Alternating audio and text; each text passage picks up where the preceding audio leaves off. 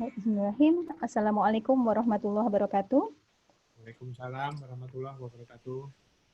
Semoga Bapak Ibu semua yang mengikuti seminar ini semuanya dalam kondisi sehat dimanapun Bapak Ibu mengikuti seminar ini dari berbagai wilayah di Indonesia begitu ya. Tapi semoga kita dalam kondisi sehat dan kita semuanya berharap agar pandemi COVID ini segera berakhir baik dari Indonesia maupun dari seluruh dunia gitu sehingga kita akan bisa kembali ke dalam kondisi yang normal. Baik, pertama saya menghaturkan terima kasih terlebih dahulu kepada para pembicara dan pembahas. Kebetulan hari ini nanti kita akan ada dua orang pembicara yaitu Profesor Dr. Erwan Agus Purwanto, MSI, beliau Dekan Visipol yang kebetulan saat ini beliau mohon izin untuk sedikit terlambat karena ada video conference di acara sebelumnya. Kemudian pembicara kedua adalah Dr. Fatwa Sari Tetradewi, MPH PhD. Terima kasih Dr. Fatwa. Dan kemudian pembahas pada seminar kali ini adalah Bapak Direktur Promosi Kesehatan dan Pemberdayaan Masyarakat Kementerian Kesehatan Indonesia, Dr. Rizkyana Sukandi Putra MKes. Terima kasih Pak Rizky sudah berkenan hadir.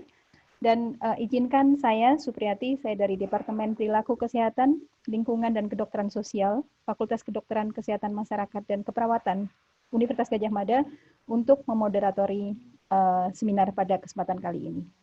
Seminar ini bertajuk Gerakan Desa Tangguh COVID-19, bagaimana menjangkau partisipasi masyarakat secara digital. Di era revolusi industri 4.0 ini, kita tentu saja akan dimudahkan dengan berbagai sarana digital. Nah, terkait dengan COVID-19 ini, terlebih dengan adanya kebijakan physical distancing, begitu ya. Jadi kita semuanya menggunakan daring. Tapi bagaimana menjangkau partisipasi masyarakat luas yang mungkin di Indonesia belum semuanya menggunakan teknologi digital. Baik, sebelum memulai acara ini, saya akan membacakan profil dari masing-masing pembicara dan pembahas. Yang pertama adalah Profesor Dr. Erwan Agus Purwanto, MSI. Beliau adalah guru besar di Visipol dan juga sekaligus Dekan Fakultas Ilmu Sosial dan Ilmu Politik UGM. Beliau menyelesaikan doktor di bidang ilmu sosial di University of Amsterdam, Belanda tahun 2004. Minat studi yang beliau tekuni adalah inovasi, kebijakan, dan reformasi birokrasi. Dan beliau ini juga sudah melakukan beberapa riset yang terkait dengan smart village di beberapa kabupaten. Jadi sangat berkaitan dengan tema seminar kita kali ini. Dan bahkan beliau ini juga menjadi pemimpin, begitu ya. Beliau memimpin tim di era COVID ini untuk menerbitkan buku tentang tata kelola COVID-19 di Indonesia. Ini targetnya akhir bulan ini akan jadi begitu ya, kerjasama dengan Gama Press UGM. Terima kasih Prof. Erwan. Kemudian pembicara kita kedua adalah Dr. Fatwa Sari Tetradewi, MPH PhD. Beliau lulusan dokter dari Fakultas Kedokteran Universitas Gadjah Mada dan S2 dan S3 beliau dari Umeå University, Swedia. Beliau saat ini menjabat sebagai Kepala Departemen Perilaku Kesehatan, Lingkungan dan Kedokteran Sosial FKKMK UGM. Selain itu, beliau juga menjabat sebagai Direktur Ina Health TV UGM. Ya, ini sangat berkaitan dengan digital begitu karena semboyannya adalah the trusted channel begitu ya dari Ina Health TV. Beliau juga menjadi Kepala HDSS atau Health Demographic Surveillance System Fakultas Kedokteran Kesehatan Masyarakat dan Keperawatan UGM, dan di era COVID-19 ini beliau menjadi koordinator Pokja Literasi Kesehatan di tim Health Promoting University UGM dan menjadi penanggung jawab untuk program relawan tim Satgas COVID-19 UGM. Terima kasih Dr. Fatwa. Kemudian untuk pembahas, kita hari ini telah hadir bersama kita Dr. Rizkyana Sukandi Putra MKes. Beliau adalah Direktur Promosi Kesehatan dan Pemberdayaan Masyarakat Kementerian Kesehatan Indonesia. Selain pernah menjabat sebagai Kepala Puskesmas salah satu wilayah di Jawa Tengah, di Kendal, waktu itu beliau juga pernah menjadi dokter teladan Indonesia pada tahun 1992. Beliau juga pernah menjadi Kepala Seksi Upaya Kesehatan Dasar Dinkes Provinsi Jawa Tengah. Kepala Bidang KBKS BP3AKB Provinsi Jawa Tengah, sebagai Kepala Dinas Kesehatan Kabupaten Kendal, sebagai Kepala Subdirektorat Bina Keluarga Berencana Direktorat Kesehatan Ibu Kementerian Kesehatan, dan menjadi Kepala Balai Besar Kesehatan Paru Masyarakat Surakarta, dan saat ini beliau menjabat sebagai Direktur Promosi Kesehatan dan Pemberdayaan Masyarakat sejak tahun 2017. Terima kasih Dr. Yeskiana telah bergabung. Dan Bapak Ibu, untuk seminar kita kali ini agak berbeda dengan biasanya, jadi kita akan menghadirkan testimoni terlebih dahulu dari salah seorang tokoh masyarakat, karena kita akan melihat sebenarnya apa yang terjadi di lapangan sebelum kita membahas lebih detail tentang bagaimana menggerakkan partisipasi masyarakat. Nah, kita akan menyaksikan video testimoni. Kita tidak menghadirkan secara langsung, tapi kita sudah merekam dan ada videonya. Nanti kita akan lihat bersama-sama video testimoni dari salah satu tokoh masyarakat. Profil beliau yang akan tampil di video adalah Bapak Yartana. Beliau Kepala Dukuh Pundong 2, Desa Tirto Adi, Kecamatan Melati, Sleman, DIY. Jadi beliau ada di wilayah kerja Puskesmas Melati 2, Sleman. Beliau penduduk asli Pundong dan selama menjabat, beliau dari sudah 4 tahun ini sudah banyak melakukan program di masyarakat, dan juga beliau kebetulan di Desa Pundong 2 ini juga bekerja sama dengan HDSS Sleman dan juga dengan Departemen Perilaku Kesehatan, Lingkungan dan Kesehatan Masyarakat sejak tahun 2017. Baik, Bapak Ibu semua, tanpa memperpanjang waktu, kita akan saksikan terlebih dahulu testimoni dari Bapak Yartana. Mari kita mungkin sekitar 6 menit kita lihat dulu testimoni dari beliau. Terima kasih Prof. Erwan sudah bergabung. Kondisi masyarakat sekarang ini, terutama di wilayah Pundong, terutama Mas Erwin, alhamdulillah baik, aman dan terkendali. Hanya pada saat awal ada berita virus corona itu, masyarakat agak panik, was-was, dan khawatir. Tetapi masyarakat kami tetap waspada karena setiap hari ada penambahan cukup besar ya Mas ya untuk di wilayah Indonesia yang terkena virus corona tadi. Masyarakat kami juga khawatir jika virus tersebut menular atau menyebar sampai warga kami, Mas. Ya, dampaknya ya kita masyarakat kami tetap was-was, Mas. Tetap was-was. Dengan rasa was-was tadi kita memberikan solusi yang supaya nanti masyarakat itu tidak was-was tadi. Kita memberikan pencerahan, memberikan yang kita inginkan itu supaya nanti masyarakat kita rasa was-was itu hilang loh Mas. Biar nanti tidak terlalu stres gitu loh Mas. Masyarakat juga ada yang rasa was-was jika ada tamu dari wilayah lain yang berkunjung ke wilayah Pundong, Mas. Itu kita antisipasi supaya nanti misalkan ada tamu dari luar, itu harus lapor kepada RT RW terutama Dukuh supaya nanti keberadaannya yang tamu yang datang itu kesehatannya diatur atau yang lainnya bisa terkondisikan gitu Mas.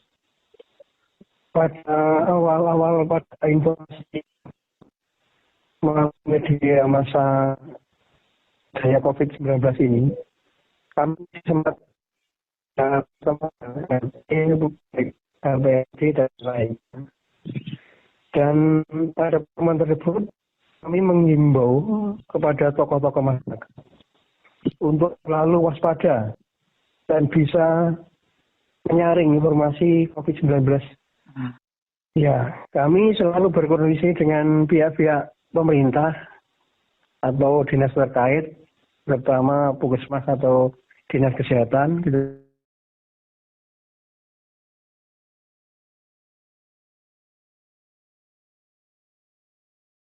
informasikan ke kami itu benar-benar valid. Dalam menyampaikan informasi dengan berbagai cara, Mas ya.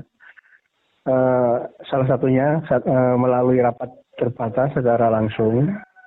Rapat hanya diikuti oleh beberapa orang atau tokoh masyarakat, maksimal 10 orang, dan juga menerapkan pembatasan jarak social distancing itu, Mas. Kita 1,5 atau 1 meter. Yang kedua, melalui media massa atau HP. Untuk yang selanjutnya, yang ketiga, dengan pemasangan banner yang berisi tentang pencegahan COVID-19 di tempat-tempat yang strategi, Mas. Untuk selanjutnya, memperbanyak brosur dan membagikan ke masyarakat.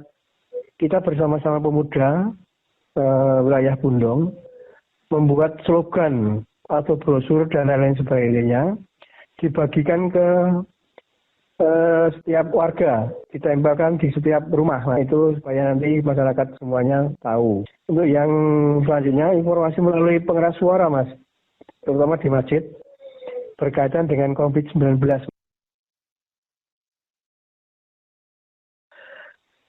Masih ada masyarakat yang belum menyadari pentingnya PHBS, Mas. Makanya kita beritahukan kepada masyarakat kami untuk masalah PHBS itu sangat penting sekali. Sebagian masyarakat ketika keluar atau keluar rumah atau untuk kepentingan tertentu keluar rumah itu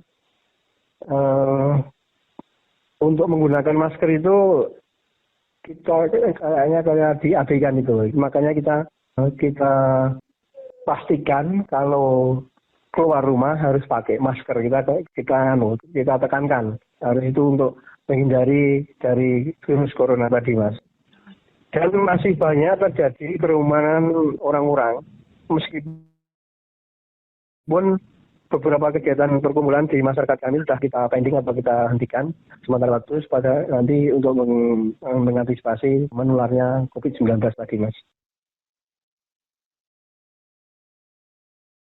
Ya, harapan kami dari Dinas Kesehatan, Puskesmas, dan pemerintah yang terkait, kita berusaha terus supaya nanti melalui media cetak atau media elektronik untuk mengajak masyarakat bersama-sama melawan COVID-19 tadi, Mas.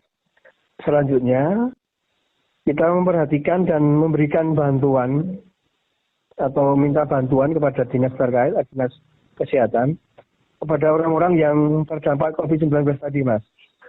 Tidak bisa memenuhi kebutuhan makan sehari-hari, Mas.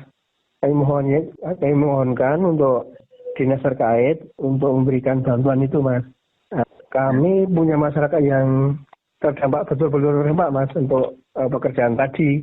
Kita harapkan dari pemerintah untuk memberikan bantuan tadi. Dan untuk menjamin rasa aman masyarakat dengan kondisi sesulit ini, Mas, kita mohonkan sekali lagi untuk bantuannya ke masyarakat kami supaya nanti masyarakat kami aman, tentram, dan terkendali.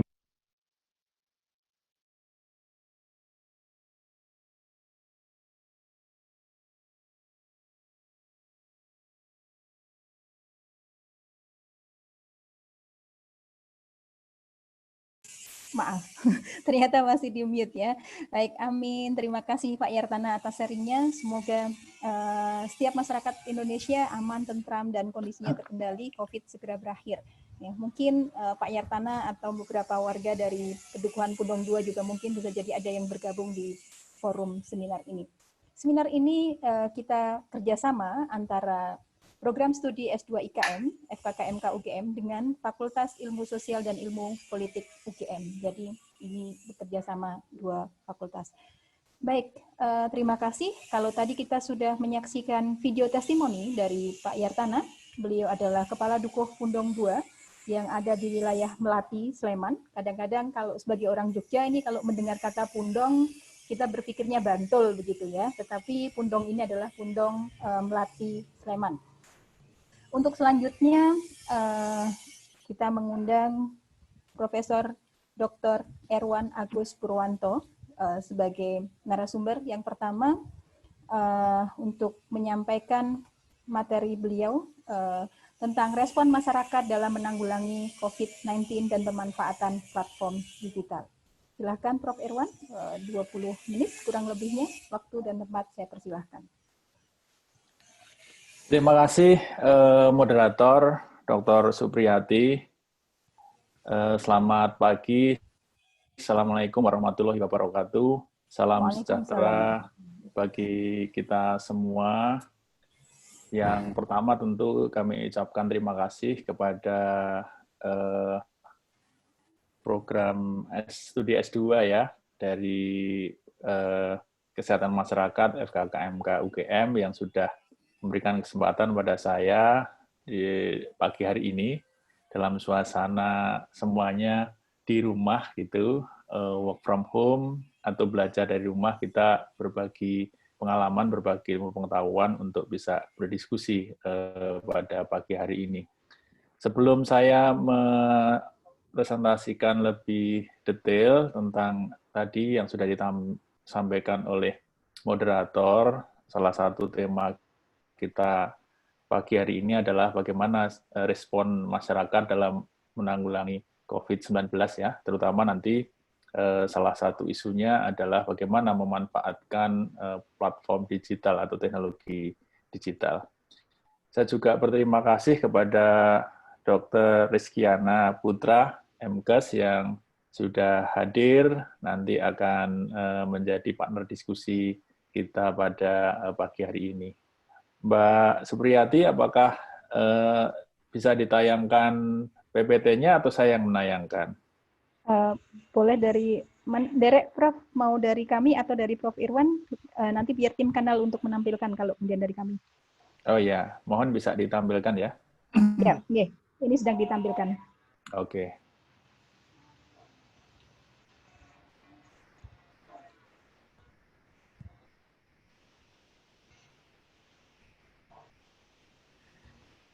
Nah, secara singkat, Bapak Ibu sekalian, kalau kita bicara tentang respon masyarakat di dalam upaya untuk menanggulangi COVID-19, tentu saja tidak bisa dilepaskan dari peran masyarakat itu sendiri.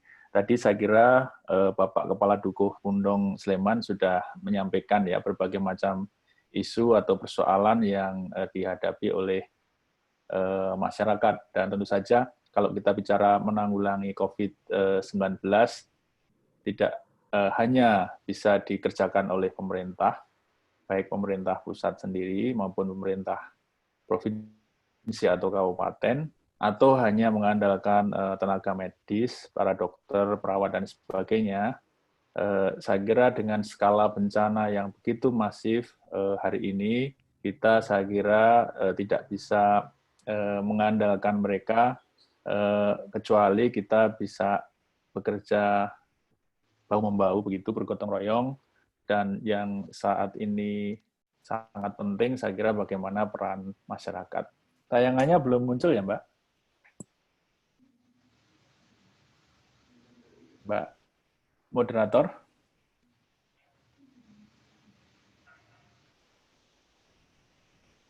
Bu Supri, tayangannya belum muncul, Bu.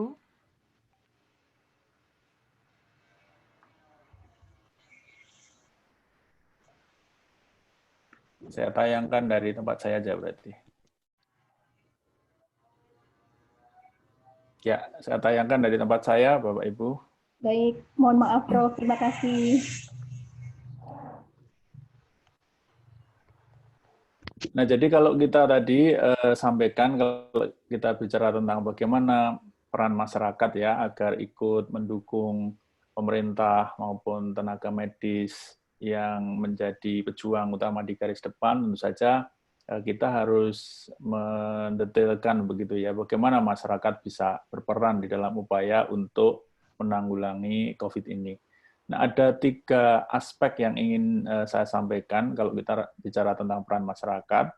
Yang pertama, kita tentu harus mengetahui dimensi dampak yang ditimbulkan oleh COVID ini sendiri. Karena kalau kita bicara tentang dampak COVID, tidak hanya pada aspek kesehatan, tentu saja yang pertama yang akan terdampak adalah kesehatan, ada orang yang terjangkit, tetapi kita juga sekarang mengetahui ada implikasi lain yang muncul setelah COVID ini, yaitu aspek ekonomi, aspek sosial, politik, dan sebagainya, yang nanti akan kita bahas lebih lanjut. Kemudian yang kedua, peran masyarakat juga sangat dipengaruhi oleh posisi masyarakat itu sendiri. Masyarakat ini kan tidak tunggal. Kalau kita bicara masyarakat, kita membreakdown jadi individu-individu, dan individu-individu memiliki posisi sosial, ekonomi, politik yang berbeda-beda di di tengah-tengah masyarakat. Tentu saja perannya akan sangat dipengaruhi oleh posisi-posisi tersebut. Kemudian yang ketiga, peran tersebut juga sangat dipengaruhi di mana masyarakat itu tinggal. Kalau kita bicara misalnya Indonesia, ada epicentrum, ada zona merah, ada mungkin zona hijau. Tentu saja Indonesia secara keseluruhan merasakan dampak krisis COVID ini, tetapi tentu saja peran masyarakat akan menjadi berbeda. Masyarakat yang tinggal di zona merah punya peran berbeda dengan masyarakat yang tinggal di zona hijau. Agar Indonesia bisa sukses menanggulangi COVID, tentu saja ini harus ada kerjasama. Mereka yang tinggal di zona hijau, ya tentu saja harus tetap bekerja begitu ya, karena masyarakat tidak bisa tinggal di rumah, tidak makan begitu ya. Tentu saja ini harus ada yang tetap melakukan proses produksi ekonomi. Nah ini peran masyarakat itu akan berbeda-beda. Yang lain yang perlu kita lihat, masyarakat itu juga punya multiposisi begitu ya. Kalau kita bicara masyarakat, kedudukan masyarakat itu menjadi warga negara. Dia menjadi warga di sebuah negara. Kalau kita bicara negara, negara punya aturan hukum, atau dalam bahasa sekarang yang lebih teknis, punya kebijakan-kebijakan. Nah, peran masyarakat yang paling minimal tentu saja dia harus patuh pada aturan hukum itu ya, harus mengikuti kebijakan-kebijakan yang dikeluarkan oleh pemerintah dari pusat sampai daerah. Tadi saya kira Pak Kepala Dukuh menyampaikan memang tidak mudah gitu ya untuk mengajak masyarakatnya mengikuti kebijakan-kebijakan yang sudah ditetapkan oleh pemerintah. Misalnya yang terakhir kalau kita bicara tentang penggunaan masker agar kita bisa mencegah transmisi COVID ini. Nah, ini mestinya peran yang paling minimum dari masyarakat sebagai warga negara yang mematuhi aturan itu gitu. Tentu saja ada banyak peran warga negara yang lain yang nanti harus diikuti oleh masyarakat.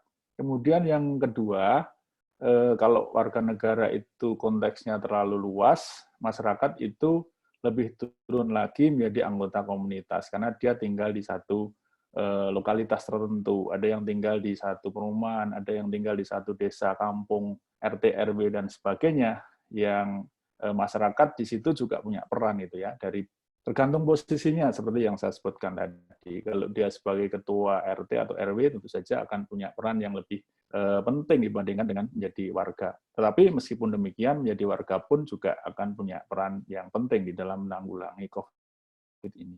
Dan yang lebih kecil dari itu, masyarakat itu menjadi anggota keluarga. Sehingga dia pun juga punya peran, karena anggota keluarga tentu saja tidak hanya sendiri, ada ayah, ibu, anak, dan tentu saja ada anggota keluarga yang lain. Nah ini masyarakat punya multiposisi yang itu diharapkan bisa menjalankan perannya di masing-masing posisi itu dengan baik. Sehingga kalau ini bisa dilakukan, harapannya nanti peran masyarakat ini bisa dioptimalkan. Nah, Ibu Bapak sekalian, saudara-saudara, kalau boleh membreakdown secara lebih detail ya, kalau tadi sudah saya sampaikan di depan, dimensi dampak pandemi COVID ini tentu saja tidak hanya dari satu aspek, tidak hanya menimbulkan persoalan dari sisi kesehatan, tetapi kemudian ketika orang terjangkit, kemudian kalau kita bicara pandemi COVID yang transmisinya ini sudah human to human, penularannya antar individu, dan treatment-nya satu-satunya yang sekarang dianggap efektif adalah dengan merumahkan dengan physical distancing. Kalau dalam konteks yang lebih luas, sekarang misalnya pemerintah menerapkan PSBB ya, pembatasan sosial berskala besar, di negara yang lain itu dengan lockdown karena dalam skala yang lebih masif, itu punya implikasi kepada kegiatan ekonomi. Masyarakat kemudian tidak bisa melakukan aktivitas ekonomi, mencari pendapatan. Dan ini akan punya banyak persoalan, punya implikasi. Kalau tadi isu kesehatan, kemudian sekarang sudah merembet ke isu ekonomi. Orang kemudian bagaimana kalau harus di rumah memenuhi kebutuhan pokoknya? Apakah pemerintah betul-betul konsekuen bertanggung jawab untuk memberikan bantuan sosial sehingga ekonomi itu bisa ditanggung atau dijamin oleh pemerintah. Nah, kalau itu tidak bisa dilakukan, dampak berikutnya adalah kepada aspek sosial dan politik. Kalau kebutuhan ekonomi, terutama memenuhi kebutuhan pokok itu sulit untuk dipenuhi, kemudian akan muncul berbagai macam isu sosial dan nanti akan merembet kepada persoalan-persoalan politik. Ini yang coba saya bahas. Nah, apa saja isu-isu kesehatan yang penting yang sekarang muncul ya? Kalau nanti kita berharap masyarakat bisa menjalankan perannya dengan baik, maka kita harus menilik isu-isu kesehatan itu dengan secara lebih detail. Dan dari situ apa saja ekspektasi kita, harapan kita agar masyarakat bisa berperan di dalam upaya untuk menanggulangi penyebaran COVID ini dari sisi kesehatan. Misalnya kita bicara tentang mekanisme penularan. Seperti tadi saya sudah sampaikan, berbeda dengan jenis bencana yang lain atau penyakit yang lain, COVID-19 ini penularannya sudah sangat mudah ya dengan human to human. Kalau orang berinteraksi dengan dekat, kemudian ada penyebaran droplet, orang bisa dengan gampang itu tertular. Menyentuh saja sudah tertular. Kemudian kalau sekarang mulai ditemukan misalnya ada penyebaran dengan aerosol begitu ya, bisa ya mungkin belum airborne tapi sudah diduga seperti itu. Sehingga ketika mekanisme penularan ini dipahami, nanti peran masyarakat itu seperti apa agar bisa membantu di dalam mencegah terjadinya penularan COVID-19 ini. Kemudian ada ribuan orang terjangkit COVID itu ya kalau di Indonesia, kalau di dunia saya kira sudah angkanya mencapai jutaan. Ada ratusan orang meninggal, ada ratusan dokter, tenaga medis yang terjangkit, ada puluhan tenaga medis yang meninggal, juga dokter, ada stigmatisasi atau pengucilan, penolakan terhadap penderita yang terjangkit begitu ya. Di beberapa tempat disampaikan orang yang menderita COVID atau baru suspek misalnya ketika mau melakukan isolasi mandiri itu diusir misalnya, tidak diizinkan tinggal di sebuah perumahan. Kemudian yang muncul kemarin juga ada penolakan terhadap pemakaman jenazah korban COVID. Jadi ini adalah isu-isu kesehatan yang muncul. Mungkin ada beberapa isu yang lain yang perlu kita diskusikan nanti. Nah, kalau itu tadi isu-isu yang muncul dari aspek kesehatan, kemudian pertanyaannya bagaimana peran masyarakat agar bisa ikut menanggulangi penyebaran COVID ini gitu. Nah, di sini ada beberapa hal yang coba saya identifikasi, tidak terbatas ini tentu saja nanti menjadi subjek yang bisa kita diskusikan. Nah, yang pertama sebagai tadi saya sebutkan, masyarakat sebagai warga negara, mestinya dia punya peran untuk mematuhi aturan yang disampaikan oleh pemerintah lewat berbagai macam kebijakan.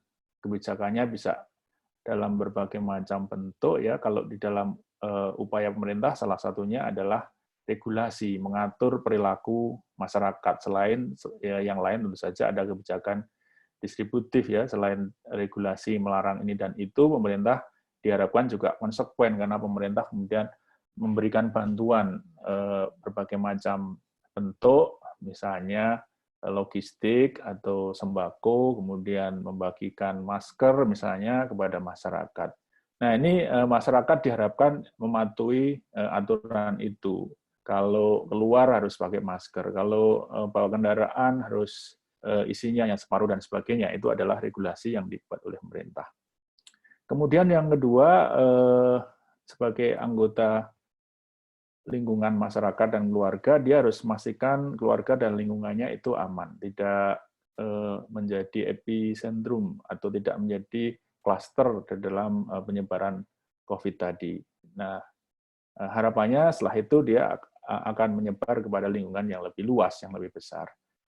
Nah, di dalam peran yang lebih aktif lagi, setelah tadi mematuhi aturan, memastikan keluarga dan lingkungannya aman, dia diharapkan punya peran aktif misalnya di dalam memberikan pendidikan kepada masyarakat tentang COVID-19 ini. Nah, nanti seperti apa kalau kita bicara tentang penggunaan digital platform gitu ya? Apakah pendidikan kepada masyarakat harus dilakukan door to door atau menggunakan mekanisme-mekanisme yang sekarang ada dengan sosial media, dengan WA group dan sebagainya, sehingga masyarakat ini menjadi warga negara yang aktif. Nah, lebih aktif dari itu, dia bisa menggalang dana untuk isu-isu kesehatan, baik pada level yang sangat lokal, untuk menggalang misalnya dana, membantu kalau ada tetangganya yang sedang melakukan isolasi mandiri, atau masyarakat yang lain yang membutuhkan bantuan, selain kebutuhan bahan pokok juga misalnya bantuan masker, bantuan APD, dan seterusnya. Dan bisa saja masyarakat itu menjadi warga negara yang lebih aktif lagi, menjadi relawan yang langsung bekerja di lapangan untuk ikut membantu misalnya pasien COVID. Tentu saja ada mekanisme training untuk dia bisa ikut terlibat dalam hal ini. Nah, kemudian yang kedua, kalau tadi yang pertama isu kesehatan, yang kedua adalah isu ekonomi. Kita bicara tentang, kalau ekonomi tentu tentang produksi, distribusi, dan konsumsi. Orang bisa mengkonsumsi kalau ada yang mendistribusikan. Distribusi bisa berjalan kalau ada orang yang memproduksi kebutuhan pokok kita, gitu ya. Nah, ini ada beberapa isu yang penting setelah ada COVID, kemudian ada kebijakan social distancing, atau kemudian physical distancing, lockdown, atau kalau di Indonesia PSBB ya. Ada banyak implikasi yang muncul secara ekonomi, yaitu misalnya orang mulai menutup usaha karena pembelinya tidak ada. Atau yang agak lebih rendah dari itu, mungkin penurunan pendapatan atau penghasilan.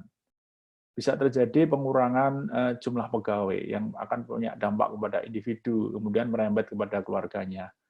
Atau terjadi pemutusan hubungan kerja, muncul panic buying, orang rebutan ingin membeli sesuatu. Kemudian memunculkan kelangkaan produk-produk tertentu, sehingga harganya menjadi sangat mahal. Dan berhentinya supply chain, gitu ya. Jadi ketika mata rantai produksi ini terhenti, maka semuanya menjadi berhenti, karena kalau kita bicara supply chains, untuk memproduksi sesuatu dibutuhkan mata rantai suplai dari produk-produk atau bahan mentah yang dibutuhkan, sehingga kalau satu mata rantai terhenti, maka seluruh proses produksi tidak bisa dilakukan. Nah, ini akan punya implikasi-implikasi yang serius, karena berapa lama satu negara, masyarakat bisa bertahan untuk tinggal di rumah gitu ya. 1 bulan, 1 minggu, 2 minggu, 3 minggu, 1 bulan, 3 bulan, atau berapa lama, karena kita belum tahu misalnya kapan COVID ini akan berakhir. Nah, sehingga masyarakat diharapkan juga punya peran di sini di dalam membantu upaya kita untuk menanggulangi dampak COVID dari aspek ekonomi. Nah, misalnya masyarakat bisa melakukan readjustment usaha sesuai dengan kondisi krisis saat ini. Jadi usaha itu bisa disesuaikan dengan kondisi sekarang gitu ya. Bagaimana melayani pembeli dan tetap mengikuti protokol kesehatan misalnya. Kemudian mengembangkan peluang usaha baru untuk mendukung kebutuhan masyarakat. Saya kira ini banyak dilakukan ketika ada kebutuhan misalnya masker yang tidak bisa dipenuhi karena masker medis itu langka, masyarakat kemudian mengembangkan usaha dengan memproduksi masker sendiri, dan sekarang banyak dilakukan oleh masyarakat. Atau bisa mengembangkan keahlian baru yang sesuai dengan kebutuhan usaha saat ini. Jadi banyak kebutuhan-kebutuhan yang saat ini muncul ya pasca terjadinya COVID. Misalnya tadi tidak hanya membuat masker, tapi membuat APD, membuat face shield, membuat berbagai macam kebutuhan medis, tetapi juga kebutuhan-kebutuhan yang lain, karena orang harus tinggal di rumah, sehingga orang bisa mengembangkan keahlian baru itu, yang kemudian bisa menghasilkan produk ketika dia tetap di rumah, tetapi tetap produktif dan bisa bermanfaat bagi orang lain. Atau melakukan retraining untuk kebutuhan keahlian pasca krisis. Jadi kita semua berharap dalam jangka waktu 2, 3, 4 bulan krisis akan berakhir, dan setelah itu akan banyak sekali kebutuhan-kebutuhan yang dibutuhkan oleh masyarakat pasca krisis, karena orang sudah suntuk, sudah bosan tinggal di rumah. Kalau dalam kasus Yogyakarta, diduga nanti akan terjadi booming misalnya di dalam usaha pariwisata. Nah, sehingga bagi orang-orang tadi yang terkena PHK, pemutusan hubungan kerja, mungkin dia bisa selama tinggal di rumah bisa melatih dirinya untuk mengembangkan skill-skill yang baru. Oh, misalnya dia bisa melakukan latihan online marketing misalnya, digital marketing untuk membantu hotel-hotel yang sekarang tutup, bisa saja ditawarkan 3 bulan yang akan datang ada harga khusus dan sebagainya. Kemudian juga bisa menjadi pembeli yang pro UMKM atau usaha di sekitar tempat tinggal. Jadi kalau tidak bisa yang lain, posisinya sebagai pembeli, tapi dia juga bisa menjadi pembeli yang cerdas, sehingga membantu tetangganya tetap survive, warung-warung di sekitarnya tetap survive, karena bisa membuat network apa saja kebutuhannya dicatat, kemudian warung-warung yang kemudian mensuplai kebutuhan tetangganya. Jadi ini sebuah peran yang sederhana sebenarnya, tapi bisa saling membantu lingkungannya. Atau yang lain menjadi relawan untuk membantu kelompok masyarakat yang kehilangan pekerjaan atau usaha karena krisis, misalnya melatih tadi bagaimana transisi dari jualan secara face-to-face menjadi jualan secara daring, menggunakan teknologi yang sederhana, menggunakan WA misalnya, menggunakan telepon, dan nanti bisa langsung diantar pesanannya. Nah, kemudian yang ketiga, isu yang muncul setelah COVID adalah isu-isu politik gitu ya. Bapak Ibu sekalian, saya kira mengikuti pemberitaan di media, baik di televisi maupun di koran atau di sosial media, misalnya pasca COVID ini muncul keresahan dan kebingungan mengikuti kebijakan pemerintah itu ya. Ini bukan sesuatu yang mudah, karena pemerintah sendiri tidak hanya di Indonesia, saya duga di negara-negara yang lain juga begitu. Sebagai sebuah bencana yang baru, minimal ini di abad 20 belum pernah terjadi pandemi seperti ini dengan luasan yang begitu masif. Semua negara itu kebingungan dalam respon COVID ini, sehingga tidak heran kalau kebijakannya juga harus di-readjust dari waktu ke waktu gitu ya. Misalnya tentang penggunaan masker yang pada awalnya rekomendasi WHO itu untuk yang sehat tidak usah menggunakan masker, tetapi kemudian itu diperbaiki. Dan ini seringkali mungkin menimbulkan kebingungan di tengah masyarakat. Karena dulu katanya tidak usah pakai masker, sekarang mengapa harus pakai masker dan sebagainya. Nah, ini tidak hanya urusan masker, saya kira hal-hal yang lain terkait COVID ini pun begitu. Nah, itu bukan sebuah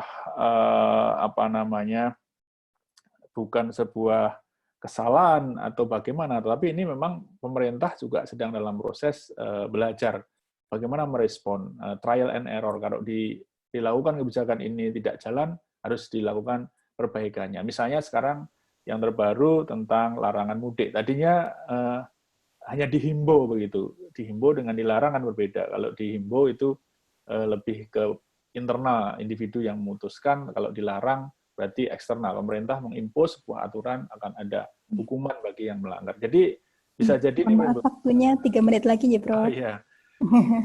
Kemudian juga beredarnya hoax gitu ya, ada kecemburuan sosial itu yang ternyata tinggal di rumah yang orang sektor formal lebih mudah, yang sektor informal itu yang lebih susah itu ya. Kemudian memunculkan provokasi, ada aktivitas vandalisme dan sebagainya. Nah, masyarakat saya kira punya peran di sini ya, misalnya menjadi warga negara yang cerdas, jangan gampang terpengaruh, terprovokasi. Kemudian mengikuti physical distancing tapi mengembangkan social interaction. Tetap ada interaksi sosial. Sekarang ada WA group, ada berbagai macam fasilitas di sosial media yang membuat interaksi sosial kita tetap berjalan. Kemudian juga lebih peduli pada masyarakat gitu ya, pada keluarga, pada tetangga sekitarnya, dan satu profesi misalnya. Dan menjadi warga negara yang aktif itu, berkomunikasi dengan Pak RT, Pak RW, tadi Pak Kepala Dukuh, dengan perangkat desa, pemerintah, sehingga kalau ada sesuatu yang diduga sebagai tadi isu-isu provokatif itu dengan cepat bisa diklarifikasi. Nah, terakhir tentang penggunaan platform digital itu saya kira apakah mungkin? Saya kira ini serba mungkin ya. Dengan berbagai macam isu tadi, baik ekonomi, kemudian isu kesehatan, ekonomi, sosial politik, kita bisa menggunakan sosial media, ada SMS, ada WA group, ada mengembangkan aplikasi untuk dapat memfasilitasi peran-peran yang tadi sudah saya sampaikan. Mungkin itu dulu Mbak Supriyati yang bisa saya sampaikan, sharing dengan teman-teman, Bapak Ibu sekalian yang hadir di dalam diskusi webinar kita pada pagi hari ini. Terima kasih. Wabillahi taufiq wal hidayah. Assalamualaikum warahmatullahi wabarakatuh. Waalaikumsalam warahmatullahi wabarakatuh. Terima kasih banyak Prof. Irwan atas paparan materinya yang sangat menarik. Bapak Ibu peserta webinar kali ini, mohon maaf nanti kalau kemudian ada pertanyaan, silahkan bisa mulai ditulis dulu, baik Bapak Ibu yang mengikuti di platform Zoom ataupun yang mengikuti live streaming di YouTube, silahkan bisa ditulis di chat room, ya. Kemudian nanti akan kita bacakan, karena sepertinya kalau kemudian bertanya secara live, waktunya cukup terbatas, ya. Baik. Selanjutnya untuk pembicara yang kedua, saya undang Dr. Fatwa Sari Tetra Dewi, MPH PhD. Beliau akan memaparkan tentang peran ilmu promosi kesehatan dalam penanggulangan COVID-19. Baik, silahkan waktunya 20 menit untuk Dr. Fatwa. Silahkan Bu Fatwa. Terima kasih Bu Supri atas waktunya. Mohon izin untuk mempresentasikan Prof. Irwan, Pak Rizky. Bu, mendengarkan. Jadi izinkan saya untuk menyampaikan sedikit tentang ide-ide ataupun pemikiran kami tentang dari sudut pandang promosi kesehatan dalam penanggulangan COVID-19 ini. Jadi ada beberapa hal yang ingin saya sampaikan dengan logika berawal dari penyebab COVID-19. Ini saya kira kita juga sudah banyak mengetahuinya, tapi mungkin ini dalam bentuk perjalanan alamiah penyakit nanti kita lihat urutannya, dan kemudian tindakan-tindakan apa saja, tindakan kesehatan masyarakat yang sudah dilakukan, dan kemudian mari kita amati bersama dari berbagai hal tersebut dalam hal apa saja yang masih kurang dan di manakah letak promosi perilaku dan promosi kesehatan ini bisa memberikan sumbangsih begitu ya untuk pengendalian COVID-19. Jadi kalau kita amati dulu dari penyebab penyakit dan perjalanan alamiah penyakit, COVID-19 ini awalnya muncul di negara Cina yang termasuk negara dengan income yang tinggi dan dengan cepat melebar ke seluruh dunia, begitu termasuk di negara-negara yang low income maupun low middle income country seperti di negara kita. Jadi yang muncul pertama adalah penyakitnya. Penyakitnya yang pertama kemudian meresahkan adalah yang kemudian sudah terkonfirmasi, tapi kemudian ada juga berbagai kelompok-kelompok yang sekarang sudah kita kategorikan. Ini ada beberapa macam kategori, mulai dari OTG, ODP, PDP, dan sebagainya. Kemudian ini penyakit ini munculnya ataupun menularnya terutama pada orang-orang yang kemudian berkerumun, kemudian kebersihan dirinya kurang, dan juga sanitasi. ataupun kebersihan lingkungannya. Jadi seperti penularan lewat sentuhan-sentuhan di barang-barang yang kemudian banyak disentuh oleh orang banyak dan sebagainya. Dan implikasi penyakit yang paling tinggi adalah bisa sampai mematikan. Ini yang kemudian menimbulkan keresahan luar biasa di antara para warga masyarakat di seluruh dunia. Jadi risiko tinggi ini meningkat manakala kemudian ada penderita-penderita yang dari kelompok lansia maupun kelompok-kelompok yang sudah punya komorbid ataupun kelompok-kelompok yang relatif miskin yang karena daya tahan tubuh mereka menjadi kemudian bisa menurun dan tertular. Meskipun sampai sekarang belum banyak dibuktikan bahwa siapa di antara subpopulasi ini, apakah yang terbanyak terkena itu apakah mereka yang ekonominya tinggi atau rendah belum. Tetapi kemudian kalau kita lihat lagi bahwa kebiasaan-kebiasaan berkerumun, kemudian kebersihan diri atau kebiasaan kita untuk PHBS itu kan erat kaitannya dengan lingkungan dan sosial kita. Jadi budaya sering berkumpul itu banyak sekali di tempat kita. Jadi kondisi sosial, kondisi budaya, dan ini semua sebetulnya mempengaruhi sampai kemudian terjadinya faktor risiko dan kemudian sampai seseorang menjadi mudah terpapar dan akhirnya kemudian sakit. Kemudian apa saja tindakan yang sudah kita lakukan di sini? Yang banyak dilakukan fokusnya ini adalah yang kemudian ke arah di sebelah kanan, yaitu yang sifatnya disease oriented. Ya, ini bukan sesuatu yang keliru, karena yang kemudian sudah terkena sakit ini adalah memang kemudian knocking the door, jadi memang betul-betul perlu untuk kita tolong dengan segera, sehingga kuratif ini menjadi pilihan pertama yang harus kita perkuat dari sisi penata laksanaan per individu, begitu. Kemudian dari mereka yang terindikasi terpapar ini kemudian dilacak dan kemudian ada isolasi, ada karantina, ada berbagai macam kegiatan yang dilakukan di sana untuk menghindari atau memutus rantai penularannya. Kemudian selain itu dilakukan berbagai macam tindakan yang sifatnya preventif, mencegah jangan sampai kemudian orang menjadi sakit dengan berbagai macam kegiatan, misalnya dalam hal ini yang utama adalah physical distancing, hand wash, kemudian memakai masker. Dan ini kemudian ada dampak ekonomi dan sosial budaya yang kemudian timbul maupun politik yang tadi sudah disampaikan oleh Prof. Irwan, tadi sudah digariskan. Okay? Ini adalah berbagai macam aksinya, dan kemudian promosinya letaknya adalah paling sebelah kiri.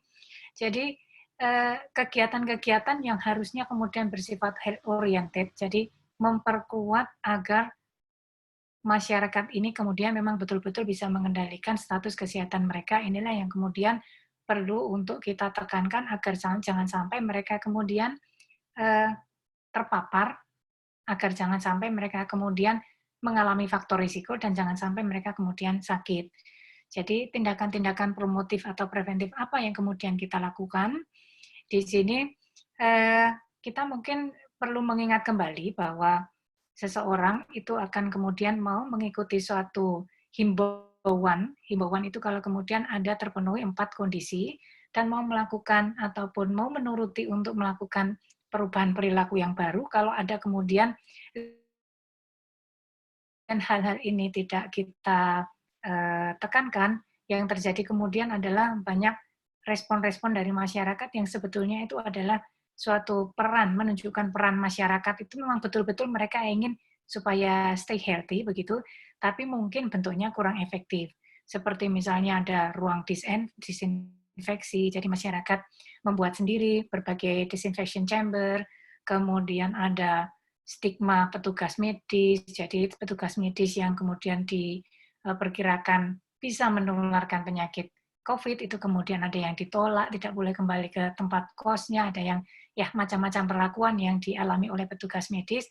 Padahal di sisi lain petugas medis ini justru kemudian berusaha menjadi penolong masyarakat di tindakan yang kuratif tadi ya. Jadi sebagai garis depan, garda depan, tapi justru malah mereka mendapatkan stigma dan malah secara morali ini mengurangi semangat begitu ya, bisa mengurangi semangat para petugas medis. Belum lagi ada stigma kasus yang positif, bahkan juga sampai ke arah penolakan pemakaman. Jadi kalau kita amati berbagai tindakan tadi yang kuratif dan preventif ini Yang kuratif ini memang kemudian orientasinya adalah bersifat individual. Kalau kita memandangnya dari public health, begitu, yang kuratif ini bersifat kegiatan yang sifatnya individual, jadi orang per orang, kemudian diamati, didiagnosa, kemudian dia diterapi sesuai dengan sakitnya, dia membutuhkan pengobatan yang apa yang paling cocok untuk dia. Tentu pengobatan ini berbeda antar orang. Kemudian bergerak ke arah kiri, tindakan yang sifatnya preventif, ini lebih ke arah disease oriented, jadi supaya gimana caranya agar orang kemudian tidak memiliki faktor risiko, kemudian agar mereka jangan sampai tertular, begitu maksudnya. Jadi di sini ada berbagai bentuk kegiatan yang sifatnya di sini seperti misalnya health warning, ada peraturan, pemberian fasilitas, yang ini kemudian lebih banyak bersifat instruktif, begitu. Kemudian orientasi yang promotif ini yang kemudian perlu melibatkan banyak masyarakat, ini yang kemudian perlu untuk kita pikirkan. Jadi kalau tadi kita lihat bagaimana respon masyarakat kemudian bisa mereka melakukan kegiatan-kegiatan ataupun aksi-aksi yang kemudian bisa mengurangi efisiensi pengendalian seperti misalnya ada stigma dan sebagainya. Ini ya karena kalau seseorang akan tergerak untuk mematuhi pesan pengingat, kalau kemudian yang pertama mereka merasa terancam oleh bahaya dan memang itu memang betul-betul di COVID ini saya yakin memenuhi kriteria 2 yang teratas ini. Tapi kemudian yang ketiga, apakah kemudian bahwa masyarakat percaya bahwa tindakan pencegahan adalah efektif, ini yang kemudian perlu untuk kita jajaki. Jadi misalnya apakah kemudian masyarakat merasa cukup aman kalau mereka kemudian cuci tangan dengan baik dan physical distancing. Jadi mungkin perilaku itu dipandang sebagai perilaku-perilaku yang tidak efektif bisa saja, bisa dianggap sebagai sesuatu yang tidak efektif. Karena kalau kita lihat, kalau kita tidak cuci tangan, tangan kita ya mungkin kotor bisa kelihatan, tapi belum tentu juga tangan kita physically terlihat kotor itu kemudian juga memang ada virusnya, begitu juga sebaliknya. Kalau tangan kita terlihat bersih, belum tentu juga kemudian tidak ada virusnya. Jadi kita dianjurkan untuk sering cuci tangan, dari tangan misalnya hanya habis pegang handle pintu, kemudian kita diminta cuci tangan, dari tangan yang kelihatannya bersih, kemudian juga masih tetap bersih. Sehingga bisa mengurangi rasa percaya bahwa ini adalah tindakan pencegahan yang efektif, karena tidak terlihat secara nyata, begitu. Kemudian ada peraturan untuk memakai masker, ya ini mungkin bisa dianggap sebagai kegiatan ataupun tindakan yang efektif karena kelihatan barangnya dari nggak pakai masker menjadi pakai masker, gitu ya. Jadi ini mungkin yang perlu untuk kita ingat. Kemudian kita juga perlu membuat masyarakat ini yakin bahwa mereka mampu melakukan pencegahan, mau melakukan pakai masker meskipun menganggap kalau pakai masker itu kadang-kadang kok ya sumuk ya. Tapi kalau mereka yakin bahwa itu efektif, ya ini kita bisa kemudian mendorong mereka agar mengadopsi perilaku menjadi lebih mudah. Jadi kita bisa motivasi perilaku bahwa ini adalah rasional karena nanti kalau ada percikan-percikan air ludah, ini kemudian bisa nempel di masker dulu. Hanya sebagian kecil yang kemudian terhirup. Ya, jadi bisa mengurangi risiko kita untuk terkena sakit. Kemudian kita perlu menciptakan norma sosial yang mendukung. Ya, kalau saya amati di Indonesia ini kita kental dengan upaya gotong royong. Ini kemudian kita bisa menekankan dan kemudian kita menciptakan emosi yang tepat jenis dan levelnya, yaitu level siaga yang rasional. Jadi bukan level yang sebaliknya kanan, yaitu siaga yang panik. Kemudian sudah muncul rasa was-was seperti tadi yang disampaikan oleh Pak Dukuh dari Pundong, yaitu bahwa ada kekhawatiran. Ya, ini bukan sesuatu hal yang memang kemudian kita abaikan. Jadi memang kita perlu memahami bahwa masyarakat memang perlu siaga, namun perlu kemudian rasional. Tapi juga jangan sebaliknya, yang kemudian hanya mengacuhkan saja, karena ini nanti kemudian bisa membahayakan diri dan juga terutama membahayakan lingkungannya. Seperti tadi juga disinggung oleh Pak Dukuh tadi, oleh Pak Yartan. Ya, Pak Tertana. Yartana. Ya, nggih. Pak Yartana, nggih. Kemudian memberikan saran pengganti perilaku berisiko dengan perilaku yang efektif. Misalnya saja, kalau pakai masker itu kok kemudian kelihatan ya, ini kalau untuk anak-anak muda ya, kelihatannya nggak keren, ya itu kemudian ya bisa bikin masker, kemudian dikasih gambar bibir lagi senyum gitu ya, sehingga orang merasa menjadi lebih mudah dengan perilaku yang baru tersebut. Jadi hal-hal itu kemudian bisa kita lakukan, kita jajaki berbagai kemungkinan yang ada untuk bisa mendorong masyarakat mengadopsi perilaku yang baru dan untuk bisa mengajak masyarakat agar berpartisipasi. Kemudian kalau kita lanjutkan lagi dari sisi orientasi tindakan tadi, untuk tindakan yang sifatnya promotif ini, kita perlu kemudian kembali kepada definisi health promotion, yaitu kita perlu membuat masyarakat mampu mengendalikan status kesehatan mereka. Dengan cara apa? Kalau kita mengenal di promosi kesehatan ada 3 strategi utama, yaitu advokasi, bina suasana, dan juga pemberdayaan. Advokasi ini banyak dilakukan oleh banyak pihak agar kemudian keputusan yang diambil oleh pemerintah ini bisa tepat, ataupun kemudian ya sesuai dengan dinamika penyakit. Ya, kadang-kadang keputusan yang dibuat sekarang itu relevan untuk kondisi penyakit sekarang, tapi bisa saja besok kemudian tidak relevan lagi, karena memang dinamika perkembangan penyakitnya cukup cepat dan masif. Kemudian untuk bina suasana ini kita perlu lebih memperbaiki lagi bagaimana koordinasi lintas sektor, dan juga yang pemberdayaan ini yang kemudian saya ingin meng-highlight atau ingin menekankan bahwa bagaimana kita bisa mempromosikan penanggulangan COVID ini dengan kemudian mengajak peran serta masyarakat tadi, sebagaimana sudah ditekankan oleh Prof. Irwan, bahwa masyarakat bisa kemudian memberikan komitmen dari yang paling minimal sebagai seorang warga negara, patuh terhadap peraturan, sampai kemudian komitmen yang paling tinggi yaitu menjadi relawan. Ya, kalau kita tinjau dari definisi Rifkin ini bahwa bagaimana kita mengikut sertakan masyarakat dalam pembangunan kesehatan, bisa melalui yang pertama ini adalah proses kesetaraan. Jadi kita perlu melakukan diskusi dengan dasar kesetaraan antara masyarakat dengan otorita. Kemudian kesetaraan ini dalam rangka untuk kita menjajaki bagaimana perencanaan suatu intervensi, pelaksanaan satu intervensi, agar kemudian masyarakat juga mendukung berbagai kegiatan yang kita lakukan, sehingga mereka juga bisa mendapatkan manfaat terbesar dan bisa lebih mandiri dalam mengendalikan status kesehatan mereka. Kalau dulu kita bisa melakukannya, bentuknya bisa tatap muka langsung, jadi akan lebih mudah gitu ya, lebih mudah interaksi, kemudian akan lebih mudah kelihatan gitu ya, apakah teman bicara kita itu, lawan bicara kita itu senang ataupun semangat, itu bisa kelihatan. Tapi kalau sekarang ini ada tantangan baru yang muncul karena kita harus physical distancing, jadi kita perlu melakukan pemberdayaan atau meningkatkan peran serta masyarakat ini bisa kita kombinasikan dengan dalam bentuk yang daring. Kemudian ini mungkin sebagai contoh saja, saya yakin ini bukan sesuatu yang sempurna yang kita lakukan di UGM. Jadi kita berusaha melakukan, menginisiasi di digital movement untuk melakukan kegiatan community empowerment. Jadi di UGM kita sudah menyelenggarakan ada satu tim Satgas COVID UGM, di mana di situ kita kemudian mengundang relawan, baik itu mahasiswa, dosen, untuk kemudian melakukan berbagai kegiatan kerelawanan, baik untuk sasaran sivitas akademik maupun yang lebih luas lagi untuk masyarakat, komunitas-komunitas di luar UGM.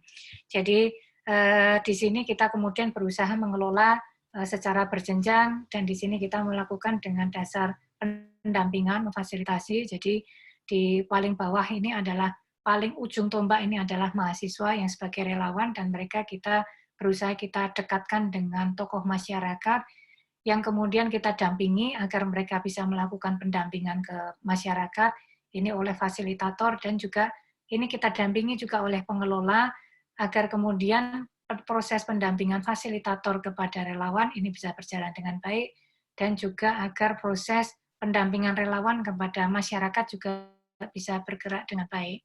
Kalau biasanya kita melakukan kegiatan ini membutuhkan waktu yang lama untuk kemudian dari yang awal pertama kita bisa membangun saling percaya dengan antara fasilitator dengan masyarakat, Ini di era COVID hal tersebut tidak memungkinkan karena kita membutuhkan satu gerak cepat gitu ya, gercep gitu, sehingga kalau kita mau pelan-pelan pertama harus jalin rasa percaya dulu, itu butuh waktu misalnya 1 bulan dulu, sebagaimana misalnya dulu waktu kita jadi satu anggota masyarakat yang awal kita pindah rumah begitu, bagaimana kita kemudian diterima sebagai satu warga ini kan juga butuh waktu. Ya, itu yang kemudian perlu kita cari berbagai opportunity-nya, misalnya saja kita berusaha mengidentifikasi berbagai kedekatan yang sudah terbangun di masyarakat antara fasilitator misalnya dari Dinas Kesehatan, dari UGM, ataupun dari organisasi-organisasi lain yang mau melakukan pendampingan, dan kemudian kita bisa masuk sebagai channel untuk kemudian mengenal dengan lebih cepat, mendapatkan kepercayaan lebih cepat, dan bisa kemudian berfungsi. Ya, ini maksudnya adalah berfungsi sebagai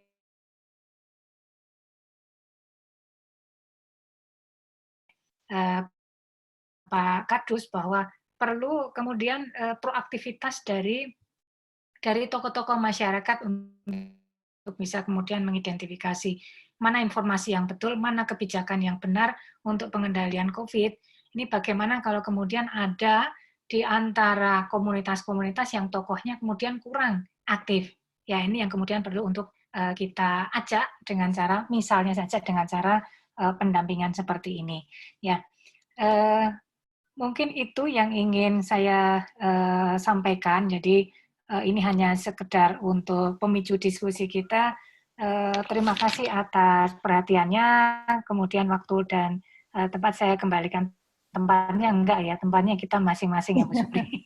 Betul Bu Fatwa. Waktunya saya kembalikan kepada fasilitator, pada moderator, moga Bu Supri. Assalamualaikum warahmatullahi wabarakatuh. Waalaikumsalam warahmatullahi wabarakatuh. Terima kasih banyak Dr. Fatwa Sari Tetra Dewi, MPH PhD, yang sudah memaparkan materinya tentang peran promosi kesehatan dalam penanggulangan COVID-19. Baik, untuk selanjutnya ini adalah sesi pembahasan. Bersama dengan kita telah hadir Dr. Rizkiana Sukandiputra, MKes. Beliau adalah Direktur Promosi Kesehatan dan Pemberdayaan Masyarakat Kementerian Kesehatan Republik Indonesia. Monggo silahkan Pak Rizkiana, waktunya 30 menit untuk Bapak untuk membahas dari 2 narasumber dan tadi untuk testimoni. Terima kasih. Ya, terima kasih Bu Dr. Supri. Assalamualaikum warahmatullahi wabarakatuh. Waalaikumsalam warahmatullahi wabarakatuh. Ya, Prof. Erwan. Salam kenal, Prof. Salam kenal, Prof. Saya baru pertama kali ini, Prof. Dan mohon maaf, namanya mirip sekali dengan pimpinan kami, Prof. Menteri Kesehatannya kan Pak Terawan Agus Putranto, Pak. Itu, ya 75% sama, 75% sama begitu kan. Nah, sehingga sudah nasib baca, Pak ya. Ya, dari alumnus UGM juga. Kemudian Bu Dr. Fatwa, MPH PhD. Saya berterima kasih pada Bu Supri diberi kesempatan untuk menyampaikan ini. Ada hal-hal yang mungkin secara praktis Pak dihadapi di lapangan dan bagaimana kami di level nasional itu menghadapi multi masalah gitu pada waktu yang bersamaan. Nah, ini yang kita hadapi. Nah, saya berterima kasih mendapatkan masukan, gambaran dari Prof. Erwan dan Bu Fatwa. Saya akan mengamati beberapa hal yang berkaitan dengan praktis sehari-hari. Dari yang Prof. Erwan sampaikan tadi, saya tertarik dengan slide nomor 4, Prof. Nah, itu kan menjelaskan tentang bagaimana COVID itu bisa mengakibatkan selain kesehatan, tapi juga masalah-masalah ekonomi dan sosial politik. Memang benar kalau lihat semacam ini, berapa banyak tenaga kesehatan kita yang mempunyai masalah dengan layanannya. Kemudian dari sisi ekonomi, Kemenaker sudah menyatakan ada sekian juta pegawai yang di PHK begitu ya, dan UMKM itu sulit bergerak. Kemudian dari sisi sosial politik kita tahu bahwa ini akan menjadi isu-isu yang bukan hanya di ranah kesehatan dan ekonomi, tapi sudah sampai ke ranah politik. Nah, kalau melihat ini di slide nomor 4 itu memberikan pemahaman Prof, sebab akibat gitu Prof ya. Gambaran yang slide nomor 4 itu melihat mana sebabnya dan mana akibat yang ditimbulkan. Nah, kalau melihat semacam ini Prof, antara sebab dan akibat, maka kita lihat COVID ini bisa berdampak pada kesehatan yang di hulu maupun di hilirnya, Prof. Nah, ini kita melihat. Demikian juga ekonomi maupun di sospolnya.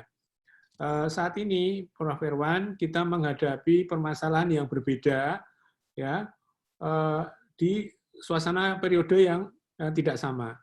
Nah, sekarang kita sedang berbicara tentang menjelang Ramadan. Kalau di Jogja dan di tempat-tempat lain di Jawa ini kan banyak nyadran gitu ya, ke bersikupu dan seterusnya. Nah, pada aktivitas itu kan mensyaratkan adanya kumpulan orang yang ada di sana. Nah, kalau ini tidak dilakukan, harus ada panutan yang menyatakan yang demikian. Kemudian yang berikutnya adalah bagaimana pada periode Ramadan, makasih ya. Periode Ramadan nanti akan ada puasa, ada tarawih, begitu ya. Ini mau seperti apa kegiatannya? Puasa berkaitan dengan berbuka, nanti mau buka di mana? Kalau restonya sendiri nggak buka, ya. Nah, kemudian setelah itu ada mudik Lebaran, begitu kan? Nah, kalau Pak Presiden sudah mengatakan tidak mudik, ini apakah benar-benar bisa dipatuhi atau memang ada yang mudik? Nah, kalau ini yang terjadi dan insya Allah tidak terjadi penularan, ya aman-aman saja. Tapi kalau ini menjadi carrier, maka dia bisa menjadi menimbulkan epicentrum di tempat yang lain. Kemudian setelah kita bicara mudik, maka tentu kita bicara tentang lebarannya. Nah, ini lebarannya kita akan bicara bagaimana silaturahim dan selanjutnya. Nah, inilah yang kita lihat sosio budaya akan berpengaruh. Kemudian setelah itu, Prof, kita menghadapi lain yaitu kemarau, musim kemarau. Musim kemarau yang nanti akan berhadapan dengan bagaimana kesiapan untuk mencari sumber air misalnya begitu ya, yang di daerah-daerah Indonesia bagian timur, Prof, itu air tidak mudah didapat. Nah, kalau orang harus tinggal di rumah saja, airnya tidak ada, itu seperti apa? Bagaimana kita mengusahakan itu? Ya, jadi permasalahan bukan hanya di sisi bagaimana kita menyediakan layanan kesehatan.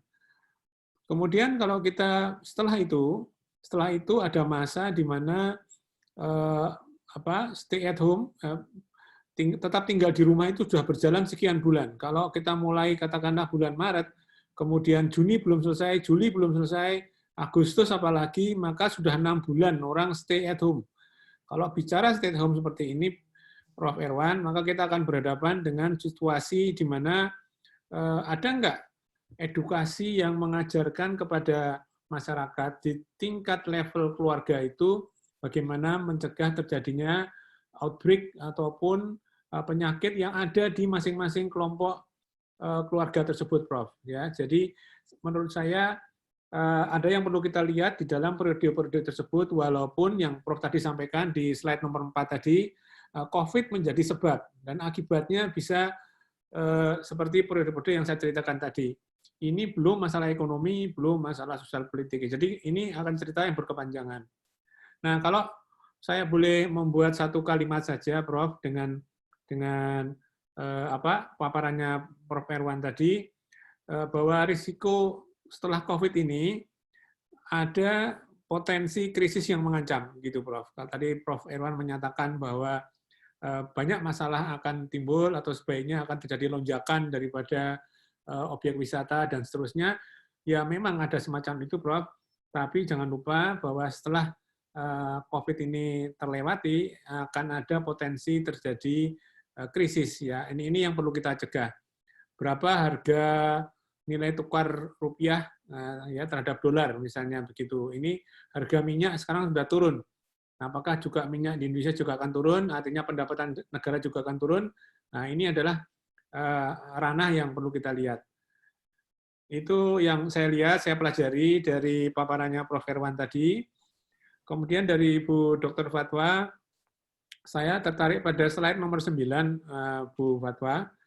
Slide nomor 9 itu menjelaskan tentang partisipasi masyarakat yang dibutuhkan. Nah, saya sepakat hal ini oleh karena kalau kita bicara mencegah, itu tidak boleh tersisa 2%, 3% sekalipun begitu, tapi 2% dari 3% orang yang tidak mau berpartisipasi atau peduli, maka dia bisa menjadi sumber penularan bagi yang lain.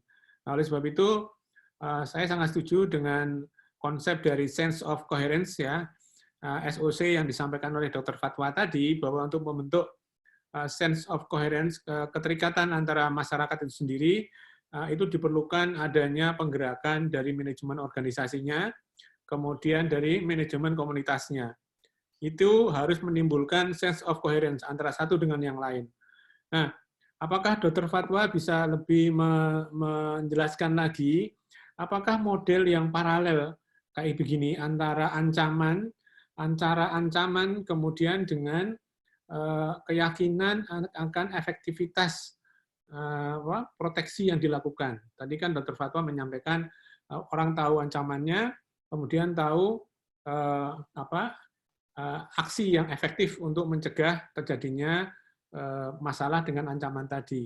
Ini adalah dua hal paralel yang bisa diperluas gitu. Nah, ini model seperti ini bisa nggak kita cobakan misalnya di satu wilayah yang tadi dari Podung tadi yang menerapkan intervensi yang bersifat implementatif tadi. Nah, kemudian yang berikutnya kita melihat kalau ini sudah ada sense of coherence, kita akan kembali lagi seperti yang disampaikan oleh Prof. Erwan tadi bahwa ada celah digital, ya, celah digital yang bisa kita pakai manakala orang dibatasi dengan pembatasan sosial berskala besar. Itu orang nggak bisa sekolah, nggak bisa berhubungan dengan yang lain, ya. Kemudian ada physical distancing, di mana satu orang dan orang lain juga dibatasi geraknya. Nah, permasalahannya belum tentu orang yang tahu itu mau melakukan hal semacam itu. Nah, tadi kalau Prof. Erwan mengatakan bahwa sekarang semua orang ada di WFH dengan adanya PSBB dan physical distancing ini, dia melakukan WFH. Tapi pada waktu dia berinteraksi dengan yang lain, tidak seluruhnya melakukan pemakaian masker misalnya, atau batuk dengan etika batuk yang benar, atau dia tidak sering cuci tangan. Itu semua mempunyai risiko. Maka celah digital ini menjadi celah yang penting untuk kita lakukan. Prof. Erwan, saya tidak WFH, saya WFO, Prof. From office gitu, Prof. Kalau WFH itu bukan home tapi hospital, Prof. Ya, karena saya kira Prof. Erwan tahu di Jakarta ada Wisma Atlet yang jadi rumah sakit dadakan gitu ya. Ya, Toro Jonggrang gitu kan, dalam waktu sekian hari tiba-tiba jadi rumah sakit begitu ya. Ini Bandung Bondowoso ceritanya kan Pak Prof gitu. Nah, bisa dibayangkan bagaimana Kemkes itu menyiapkan yang begitu, yang dananya nggak ada operasionalnya, tapi harus jadi dalam waktu sekian hari, kurang dari 1 minggu. Jadi bisa dibayangkan, Prof, saya tidak WFH, saya WFO, begitu Prof ya. Hanya adalah hospital itu tadi yang ngurusin yang begitu, Prof. Nah, kemudian celah digital yang tadi disampaikan oleh Bu Fatwa tadi menunjukkan bahwa kita perlu membangun komunikasi risiko melalui celah digital yang kita bangun tadi. Jadi yang gambaran yang disampaikan oleh Bu Fatwa tadi, itu kita arahkan kalau kita berhubungan dengan permasalahan yang disampaikan oleh Prof. Erwan dan perlunya partisipasi masyarakat secara total. Ini yang sepengenal saya namanya transformative engagement. Ya, transformative engagement ini yang diperlukan untuk bisa menerapkan kebiasaan perilaku itu di dalam lingkungan yang berbeda, di dalam keluarga, di dalam individu yang hidupnya tidak sama, di periode yang tidak sama itu tadi. Inilah yang kita perlukan bagaimana melakukan transformative engagement. Nah, kalau kita melakukan transformative engagement, ini kita memerlukan, nanti mungkin saya minta pendapat Prof. Erwan, bisakah kita membangun semacam community planning. Community planning itu kan kita, kalau Prof. Erwan tadi sampaikan, tidak hanya mikir kesehatan saja kan, kita harus pikir bagaimana WFH tetap efektif, kita harus pikir bagaimana logistik tetap tersalurkan, bagaimana orang yang tidak punya kerja, tapi tetap bisa makan, begitu, orang yang melakukan isolasi mandiri, tapi bisa tetap tercukupi kebutuhan kehidupannya. Inilah yang mungkin kita perlu lihat bagaimana membangun semacam community planning di level pengambilan keputusan di tingkat nasional, Pak. Nah, kalau kita bicara tentang community planning ini dan nanti harus kita terapkan di level masyarakat, saya mengapresiasi teman-teman dari IKM UGM membuat semacam panduan begitu, panduan tentang desa tangguh, desa apa namanya istilahnya? Bu Supri namanya apa? Desa tangguh ya? Desa tangguh, betul. Oh, desa tangguh semacam itu. Kalau kita bicara tentang desa tangguh, maka mau nggak mau kita harus menggerakkan aktivitas di RT RW itu sebagai lingkungan yang paling dekat dengan keluarga dan individu. Ini yang diperlukan untuk menggerakkan desa tangguh tersebut. Nah, penggerakan daripada RT RW dalam sasarannya keluarga dan individu ini perlu menjelaskan tentang peran desa, baik secara pemerintahan maupun sosiokulturalnya. Nah, ini akan memerlukan dukungan daripada kabupaten kota yang mempunyai kewenangan desentralisasi. Ya, saya kira ini hal yang penting dan saya membutuhkan action di end user-nya, di masyarakat yang ujung sebelah sana. Terakhir, Prof. Irwan, posisi kami di Kementerian Kesehatan itu kan lebih banyak ke steering ya, Prof. Kami yang di pusat nih, Prof. Ini. Tapi kita menghendaki dalam waktu yang singkat ada action di end user yang di ujung, yang di RT RW yang tadi disampaikan di bukunya yang dibikin oleh teman-teman dari UGM ini bagus. Bagaimana kita menggerakkan di level sana, di level end user.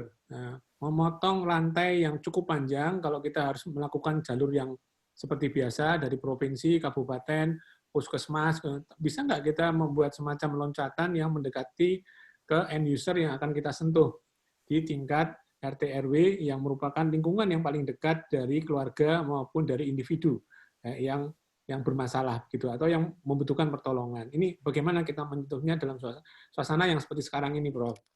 Nah, ya jadi saya kira itu dulu yang perlu saya sampaikan di pusat seperti ini, dari bawah sampai ke pusat. Nah, ini bagaimana kita menyambungkan ini menjadi satu dan kita butuh adanya pesan-pesan yang langsung ke masyarakat diikuti oleh 100% orang sehingga kalau gambaran saya, Prof. Irwan, apakah mungkin kalau mungkin kita bisa menggerakkan dalam satu komunitas semuanya 100% itu melakukan kegiatan-kegiatan yang cegah COVID ini, ya orang tetap menjaga jarak, perilakunya benar gitu, ekonominya bisa jalan, Prof.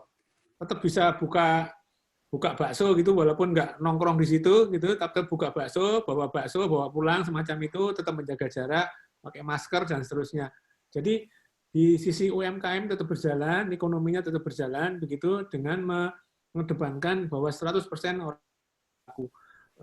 cegah stunting. Apakah bisa semacam itu? Bagaimana kita menggerakkan masyarakat yang semacam itu? Bagaimana populasi yang tahu tapi nggak peduli? Bagaimana populasi yang tidak tahu dan tidak peduli? Nah, itu kan ada populasi yang harus melakukan intervensi. Saya kira demikian, Bu Dr. Supriyati. Mohon maaf, Prof. Irwan, kalau saya menyampaikannya masih kurang benar. Insya Allah, kalau saya ke Jogja bisa sowan dan omong-omongan lebih jauh lagi dengan Prof. Irwan dan Bu. Kalau Bu Fatwa sudah sering ketemu, saya telepon-teleponan gitu ya, apalagi sama Bu Supri. Terima kasih. Assalamualaikum warahmatullahi wabarakatuh. Waalaikumsalam warahmatullahi wabarakatuh. Ya, terima kasih banyak Dr. Rizkyana atas pembahasannya kepada dari materi-materi yang sudah dipresentasikan. Baik, sudah bergabung bersama kita ini selain di forum Zoom ini juga ada yang mengikuti melalui live streaming YouTube. Ada sekitar 80-an peserta yang di YouTube. Dan sudah cukup banyak pertanyaan yang masuk ini Bapak Ibu narasumber dan pembahas. Saya coba menampilkan sebentar. Oh, ini sudah disampaikan. Oke, yang saya cancel aja. Baik. Nah ini dari pertanyaan dari Zoom dan YouTube sudah digabung. Jadi ada pertanyaan terkait dengan sebentar, ini banyak sekali. terkait dengan masyarakat, aksi masyarakat yang melakukan lockdown, kemudian menutup portal. Nah, ini bagaimana Prof. Irwan menanggapi hal tersebut? Mungkin ini satu persatu dulu ya, tapi sebenarnya ada beberapa pertanyaan yang mirip. Sebentar. Mungkin dikompilasi aja Bu Supri, yang ini satu persatu gitu Bu. Betul, betul. Mungkin yang pertama saya coba, karena saya tadi sudah mencoba menggabungkan beberapa pertanyaan. Yang pertama adalah pertanyaan terkait dengan stigma. Saat ini masih banyak pertanyaan yang terjadi di masyarakat itu terkait dengan stigma, baik pada nakes maupun pada pasien, begitu ya. Nah, ini bagaimana kemudian Bapak Ibu narasumber dan pembahas ini menanggapi terkait dengan stigma. Yang kedua adalah terkait dengan isolasi, karena isolasi mandiri ini juga dilakukan terkait dengan physical distancing, tetapi realitanya masyarakat tadi Prof. Irwan sudah menjelaskan bahwa harus beraktivitas dan sebagainya. Nah, ini bagaimana Bapak Ibu menanggapi terkait dengan hal tersebut. Mungkin dua itu dulu, silakan. Monggo, mau dari siapa dulu? Terima kasih. Terima kasih moderator, izin untuk merespon ada pertanyaan tentang stigma itu ya. Sebelum merespon, saya ucapkan terima kasih kepada Dr. Rizkyana tadi yang sudah memberikan respon, tanggapan atas apa yang sudah kami sampaikan. Memang betul bahwa COVID ini implikasinya yang non-kesehatan mungkin tidak kalah rumitnya ya dibanding dengan dampak pada kesehatan, karena pasca nanti COVID ditangani sudah menghadang di depan kita PR yang cukup berat terkait dengan isu ekonomi. Bahkan mungkin dampak krisis ekonomi karena COVID diprediksi lebih parah dibanding dampak krisis 98 gitu ya, yang ini membutuhkan PR yang tidak mudah, sehingga harapan kami memang pendekatan untuk mengatasi COVID ini tidak melulu pada aspek kesehatan, tetapi harus dipadukan juga dari sisi ekonomi. Seperti yang tadi saya sampaikan, pemerintah perlu memetakan secara jelas ya dari sisi kewilayahan. Kalau kita lihat, kita bicara tentang jumlah penderita yang positif itu kan bervariasi ya di seluruh Indonesia. Memang 34 provinsi sudah terdampak, tapi intensitasnya berbeda-beda. Nah, dengan demikian tadi yang disebut community planning oleh Dr. Rizkyana itu sangat betul ya. Mestinya kita bisa memadukan bagaimana mana yang betul-betul harus dibatasi dengan PSBB, masyarakat itu tidak boleh melakukan mobilitas, harus di rumah. Dan implikasinya pemerintah harus menyediakan bantuan sosial untuk waktu tertentu agar dicapai flattening curve itu ya, agar penularan itu betul-betul menurun atau sudah tidak ada. Nah, dan dipetakan mana yang daerah-daerah yang masih memungkinkan dengan protokol kesehatan yang baik, masyarakat itu bisa beraktivitas untuk tetap menjalankan roda ekonomi. Sebab tanpa itu tidak mungkin Indonesia bisa jalan kalau semua orang di lock di dalam rumah itu ya. Karena itu tadi, meskipun dalam rumah kebutuhan hidup harus tetap dipenuhi. Sehingga daerah-daerah yang masih bisa melakukan kegiatan ekonomi harus tetap bisa difasilitasi. Tapi dengan protokol kesehatan yang baik, pakai masker, menjaga jarak, dan seterusnya. Itu yang saya kira penting. Sehingga jatuhnya kurva ekonomi kita itu tidak terlalu dalam, sehingga bouncing back-nya itu bisa lebih cepat. Nanti begitu situasi membaik, maka masyarakat itu sudah diharapkan bisa siap untuk berkegiatan. Nah, kemudian yang kedua terkait dengan pertanyaan stigma tadi ya, stigma masyarakat terhadap masyarakat kita yang terjangkit atau positif, misalnya juga tenaga kesehatan, dokter, perawat, dan sebagainya. Saya kira ada beberapa persoalan. Yang pertama tentu ini menyangkut pemahaman. Orang itu menstigma kan karena tidak paham. Karena tadi yang disampaikan oleh Dr. Fatwa Dewi juga, karena ketakutan-ketakutan yang muncul itu kan orang tidak paham. Kalau orang paham, tahu, saya kira dia tidak perlu kemudian takut gitu ya. bagaimana karakter dari virus COVID ini harus dijelaskan kepada masyarakat, terutama cara penularannya dan bagaimana cara mencegah agar COVID ini tidak menular. Nah, ketika masyarakat sudah paham, saya kira stigma misalnya tentang orang yang positif dan nakes tadi yang seolah-olah dengan gampangnya menyebarkan penyakitnya itu bisa dipahamkan. Nah, yang kedua selain terkait pemahaman, ini juga terkait dengan peran pemerintah yang harus melakukan komunikasi yang efektif itu ya, yang konsisten dan efektif sehingga masyarakat itu menjadi trust apa yang disampaikan oleh pemerintah itu memang betul. Jangan sampai terjadi inkonsistensi di dalam menyampaikan pesan kebijakan ini. Jadi di awal-awal munculnya COVID ini kan ada kecenderungan pemerintah mencoba untuk semacam menegasikan atau menganggap ini bukan hal yang serius gitu ya, sehingga kognisi masyarakat tuh menangkap itu. Begitu masalahnya menjadi serius dan pemerintah ingin masyarakat berperilaku lebih tertib di dalam merespon ini menjadi effortnya lebih susah gitu ya.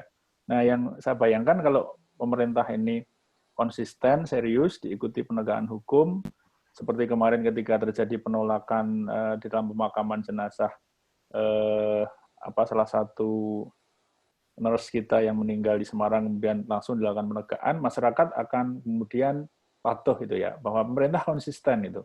Memang ini betul sudah ada protokolnya, tidak akan menular dan siapapun yang melakukan pelanggaran akan ditindak secara tegas. Sehingga memberikan pesan yang konsisten kepada masyarakat dimanapun tempatnya, kalau terjadi hal seperti itu akan ditindak tanpa pandang bulu. Jadi pesan itu harus terus-menerus dilakukan, termasuk tentu saja peran tokoh agama, tokoh masyarakat ini sangat penting karena masyarakat kita masih paternalistik gitu ya, yang disampaikan oleh patronnya, tokoh-tokohnya itu dianggap sebagai hal yang harus diikuti. Sehingga ini penting sekali, saya kira tadi Dr. Isyana juga menyampaikan terkait dengan kegiatan kultural seperti sekarang nyadran dan sebagainya, mudik dan seterusnya, ini harus ada keterlibatan tokoh masyarakat untuk membuat masyarakat itu percaya sehingga stigma-stigma itu bisa dihilangkan. Saya kira itu moderator, Mbak. Baik, terima kasih banyak Prof. Arwan. Silakan mungkin Bu Fatwa atau Pak Rizky dulu. Ya, izin Bu Subri. Monggo, Bu Fatwa. Izin Bu Subri, terima kasih Pak Rizky yang sudah memberikan ulasan terhadap paparan kami bahwa memang masyarakat kita ini sangat beragam, kemudian mereka ada yang mudah menerima ataupun mudah memahami, mudah mengikuti bahwa COVID ini berbahaya, begitu. Tetapi ada juga kemudian mereka yang lambat, jadi yang kemudian tidak sempat untuk berpikir bahwa ini berbahaya. Jadi sepertinya aman-aman saja. Jadi responnya kemudian mereka lebih ke arah mengabaikan. Jadi di sini mungkin kita perlu untuk memberikan berbagai macam cara. Jadi dengan perlu membungkus begitu ya, membungkus intervensi ini dalam berbagai bentuk sesuai dengan sasaran yang kita tuju. Jadi misalnya saja ini kalau kemudian masyarakat ini memiliki stigma, jadi ada yang sangat panik kemudian melakukan stigma kepada petugas medis dan melakukan penolakan untuk mereka yang in the cost.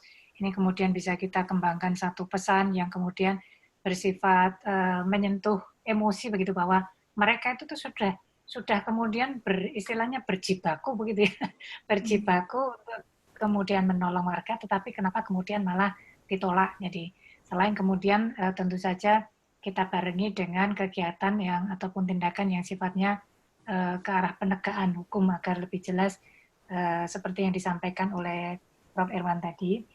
Kemudian dari sisi kognitif ini memang kemudian belum tentu masyarakat yang memahami bahwa ini merupakan COVID ini adalah sesuatu yang mengancam, itu kemudian mereka meyakini dan kemudian langsung bertindak untuk melakukan pencegahan. Ini memang kemudian perlu ada istilahnya pendampingan terus-menerus mengingat dinamika pergerakan penyebaran COVID ini yang cepat, sehingga penanggulangannya juga bisa berubah-ubah. Dan adanya tantangan-tantangan tadi yang disampaikan oleh Pak Rizkyana, ada perubahan tantangan budaya, ada masalah kemarau, dan berbagai hal di depan yang perlu kita adaptasikan untuk pengendalian COVID ini secara bersama-sama.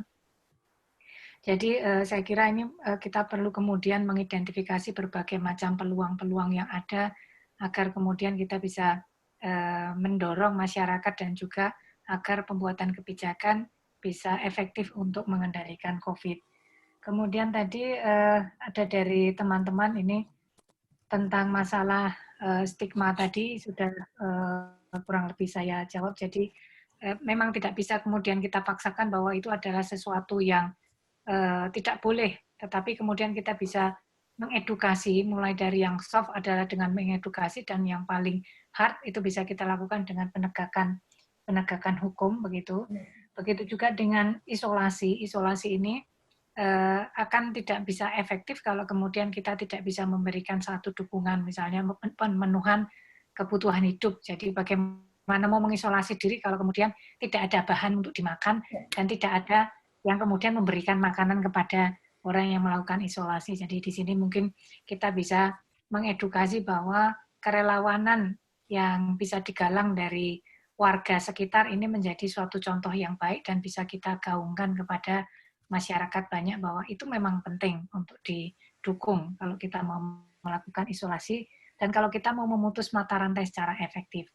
Jadi di sini memang terlihat peran bahwa semua pihak ini memiliki peran dan tinggal bagaimana kita kemudian mau memanfaatkan ataupun mau bergerak. Jadi di sini masalahnya yang harus kita hadapi itu sebetulnya bukan hanya COVID saja, tetapi pengabaian dari masing-masing orang, masing-masing pihak.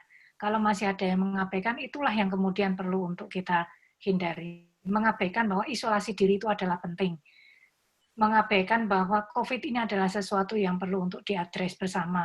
Itulah yang kemudian harus kita perangi untuk kemudian kita bisa mengendalikan COVID. Mungkin itu saja Bu Supri yang bisa saya sampaikan. Terima kasih. Baik, terima kasih Dr. Fatwa. Selanjutnya silakan Dr. Rizkyana untuk menanggapi. Ya, terima kasih. Saya kira sekarang yang dibutuhkan kan bagaimana pesan-pesan itu secara berjenjang tadi bisa cepat sampai ke end user-nya itu seperti apa. Itu ini yang perlu kita segera lakukan supaya terjadi perubahan perilaku di masyarakatnya. Beberapa pertanyaan yang saya baca di sini kan membutuhkan informasi, kemudian membutuhkan protokol-protokol apa yang perlu dilakukan di masyarakat. Saya kira nanti Bu Dr. Supri bisa menyampaikan yang QR code itu, Bu. Ya. Sampaikan, Bu, ya. Iya. Baik. Sudah ada di link, nanti bisa kami share kembali. Nah itu di QR code itu banyak informasi yang berkaitan dengan COVID ini. Kemudian ada protokol-protokol, ada 5 protokol yang sudah disepakati di level nasional untuk bisa dilaksanakan di daerah. Kemudian kami menerjemahkan protokol-protokol itu ke dalam panduan-panduan untuk masyarakat, kemudian panduan-panduan bagaimana di level keluarga ya, di RT RW begitu. Bukan di level desa, tapi di level RT RW. Ada panduannya di situ. Nah, sekali lagi ini panduan ya, panduan bagaimana berdasarkan protokol yang ada kita bisa melakukan kegiatan-kegiatan untuk protect, detect, and respond begitu ya. Ini yang intinya semacam itu. Ya, sekali lagi informasi bisa didapatkan dari QR code yang nanti Bu Supri bisa menyampaikan, atau Bapak Ibu sekalian bisa mengakses lewat linknya Promkes ya, link Promkes, promkes.kemkes.go.id ya, promkes.kemkes.go.id ini bisa dipakai, dan linknya ada di situ semua. Kalau membutuhkan download kemudian mau cetak itu sudah menggunakan high resolution sehingga tidak pecah kalau mau dicetak untuk lingkungannya masing-masing. Sementara itu dulu Bu Supri. Baik, ya. Terima kasih Pak Rizkyana. Terima kasih atas jawaban dari para narasumber dan pembahas. Jadi ini ada beberapa pertanyaan berikutnya. Kalau tadi ini nyambung dengan penjelasan tadi disarankan untuk edukasi terus-menerus agar stigma itu bisa hilang, kemudian pengabaian itu yang dilakukan oleh masyarakat itu juga perlahan itu hilang. Nah, bagaimana caranya meskipun ini di era revolusi industri begitu yang banyak sekali digital, tapi realitanya masyarakat Indonesia belum semuanya memiliki media digital. Nah, bagaimana untuk bisa menjangkau masyarakat Indonesia pada lapisan yang terbawah itu strateginya seperti apa, proses edukasinya. Yang pertama, kemudian yang kedua adalah bagaimana trik agar masyarakat mau mengubah perilaku demi memutus mata rantai COVID gitu ya. Jadi memang secara operasional itu bagaimana caranya, dan pemanfaatan sosial media untuk penyebaran informasi itu bagaimana, terutama untuk menangkal, karena masih sampai saat ini masih banyak sekali yang hoax gitu ya. Nah, ini bagaimana, apa yang harus dilakukan oleh masyarakat dan tokoh masyarakat untuk melakukan itu semua. Terima kasih. Monggo, mohon tanggapannya. Mau dari Pak Rizky dulu mungkin? Boleh. Yeah. Jadi gini Bu, kami menggerak Promkes itu kan tidak bisa kerja sendiri begitu ya. Kita punya jaringan yang kita pakai, ada lima sesi yang kita pakai selain Promkes sendiri Bu. Kita menggunakan ormas, kelompok-kelompok komunitas yang ada. Ormas ini termasuk kelompok lintas agama. Nah, mereka kan punya jaringan sampai ke daerah langsung, dan itu tidak melalui struktur yang harus ke provinsi, kabupaten, kota, semacam itu loh. Itu kita potong dengan bekerjasama dengan ormas. Ya, jadi Muhammadiyah, NU, kemudian gereja, PHDI, itu kan punya jaringan sampai ke sana, begitu ya. Sehingga dengan bertemu di tingkat pusat itu, kita potong yang ke sana. Itu yang kedua adalah ormas. Nah, yang ketiga, kita bicara dengan akademisi yang seperti yang kita lakukan ini. Nah, ini adalah yang ke-8 atau yang ke-9 saya berbicara. Nah, sebentar lagi saya bicara lagi dengan kelompok dari Pertamina, kalau tidak salah itu, dengan jaringan. Saya ngomong Pertamina itu kan berarti di tingkat pusat dengan Pertamina pusat begitu. Dalam waktu dekat saya akan melakukan semacam ini, Bu Supri, Bu Fatwa, Prof. Irwan. Yang begitu modelnya ya. Jadi Pertamina punya cabang, SKK Migas dan seterusnya. Nah, itu dengan satu kali pertemuan kita bertemu dengan banyak orang. Ini memotong prosedur yang panjang itu begitu dengan bekerja sama akademisi ya. Kemudian yang berikutnya kita dengan mitra dunia usaha. Mitra dunia usaha itu mendukung kita kalau misalnya menyediakan box untuk cuci tangan, Bu ya. Jadi BNI, BRI, bank-bank nasional itu dengan berkomunikasi dengan kita, mereka membagikan box untuk cuci tangan yang mobile itu, yang bisa ditaruh di mana saja, nah, gitu tinggal dipasang di sana misalnya. Ini dari Bank Mandiri begitu. Kemudian ada perusahaan-perusahaan besar ya yang saya tidak bisa sebutkan di sini, tapi angkanya besar sekali. Nah, itu bisa memberikan kontribusi dalam bentuk misalnya APD-nya, ya, yang APD lengkap itu, ya, yang tidak murah. Nah, kita sekarang butuhkan sekitar 4 juta, 5 juta, ya. 4 juta, 5 juta itu kalau dikali katakanlah harganya 500.000 bisa dihitung berapa angkanya begitu. Jadi itu kita dorong dari mitra dunia usaha. Kemudian kita akan bicara lagi bagaimana dari kelompok-kelompok komunitas yang ada di masyarakat. Nah, ada kelompok-kelompok komunitas yang mempunyai jaringan sampai ke bawah ya. Jadi misalnya ibu-ibu Kowani misalnya, itu kan jaringan yang ada sampai di bawah juga. Jadi ini kita gunakan. Mereka menyampaikan pesan langsung ke daerah.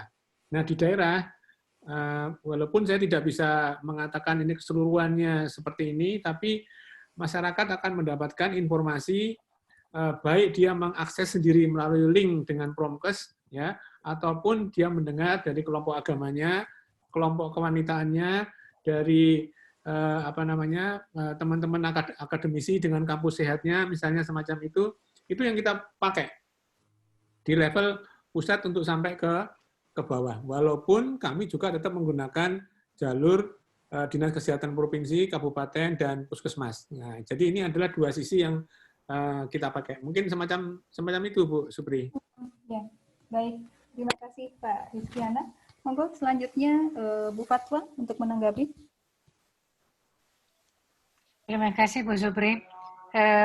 Apa yang disampaikan Pak Rizky tadi juga memberikan pengingat bagi kita bahwa kita juga perlu mendukung apa yang diselenggarakan oleh Pak Rizky, tetapi kemudian memakai jaringan yang kita miliki masing-masing.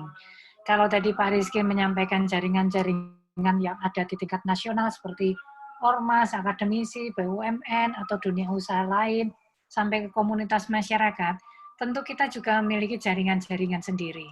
Dan bagaimana kita menggerakkan jaringan itu sehingga kemudian jaringan kita bisa menggerakkan jaringan mereka, itu saya akan bisa mendorong untuk pengendalian COVID dengan lebih cepat. Jadi bagaimana kita juga ikut berpartisipasi inilah yang kemudian perlu untuk kita tegakkan begitu untuk menghindari pengabaian tadi ya. Jadi pengabaiannya harus kita hindari. Dan juga tadi kalau kemudian disampaikan, ditanyakan tadi tentang permasalahan, ya kalau sekarang kita pakainya digital, ya apa semua orang itu kemudian bisa punya HP atau kemudian mengakses terbiasa untuk pakai sosial media. Nah ini memang belum semua masyarakat di Indonesia memiliki kemampuan itu, sehingga perlu untuk kita istilahnya kita bagi masyarakat yang memang kemudian tidak bisa kita jangkau dengan cara digital itu ya mau tidak mau dengan cara tatap muka langsung, tetapi dengan jumlah yang terbatas. Terbatas bagaimana? Karena harapannya sebagian besar dari masyarakat itu bisa kita jangkau dengan dunia digital, jadi sisanya itu harap tinggal sedikit saja yang kemudian bisa kita jangkau dengan cara yang tatap muka langsung ataupun semi digital seperti tadi yang sudah dilakukan di Pundong, misalnya dengan mencetak brosur, kemudian menempelkan poster, kemudian menyampaikan di masjid seperti ini tadi ya. Jadi ada terdengar suara azan.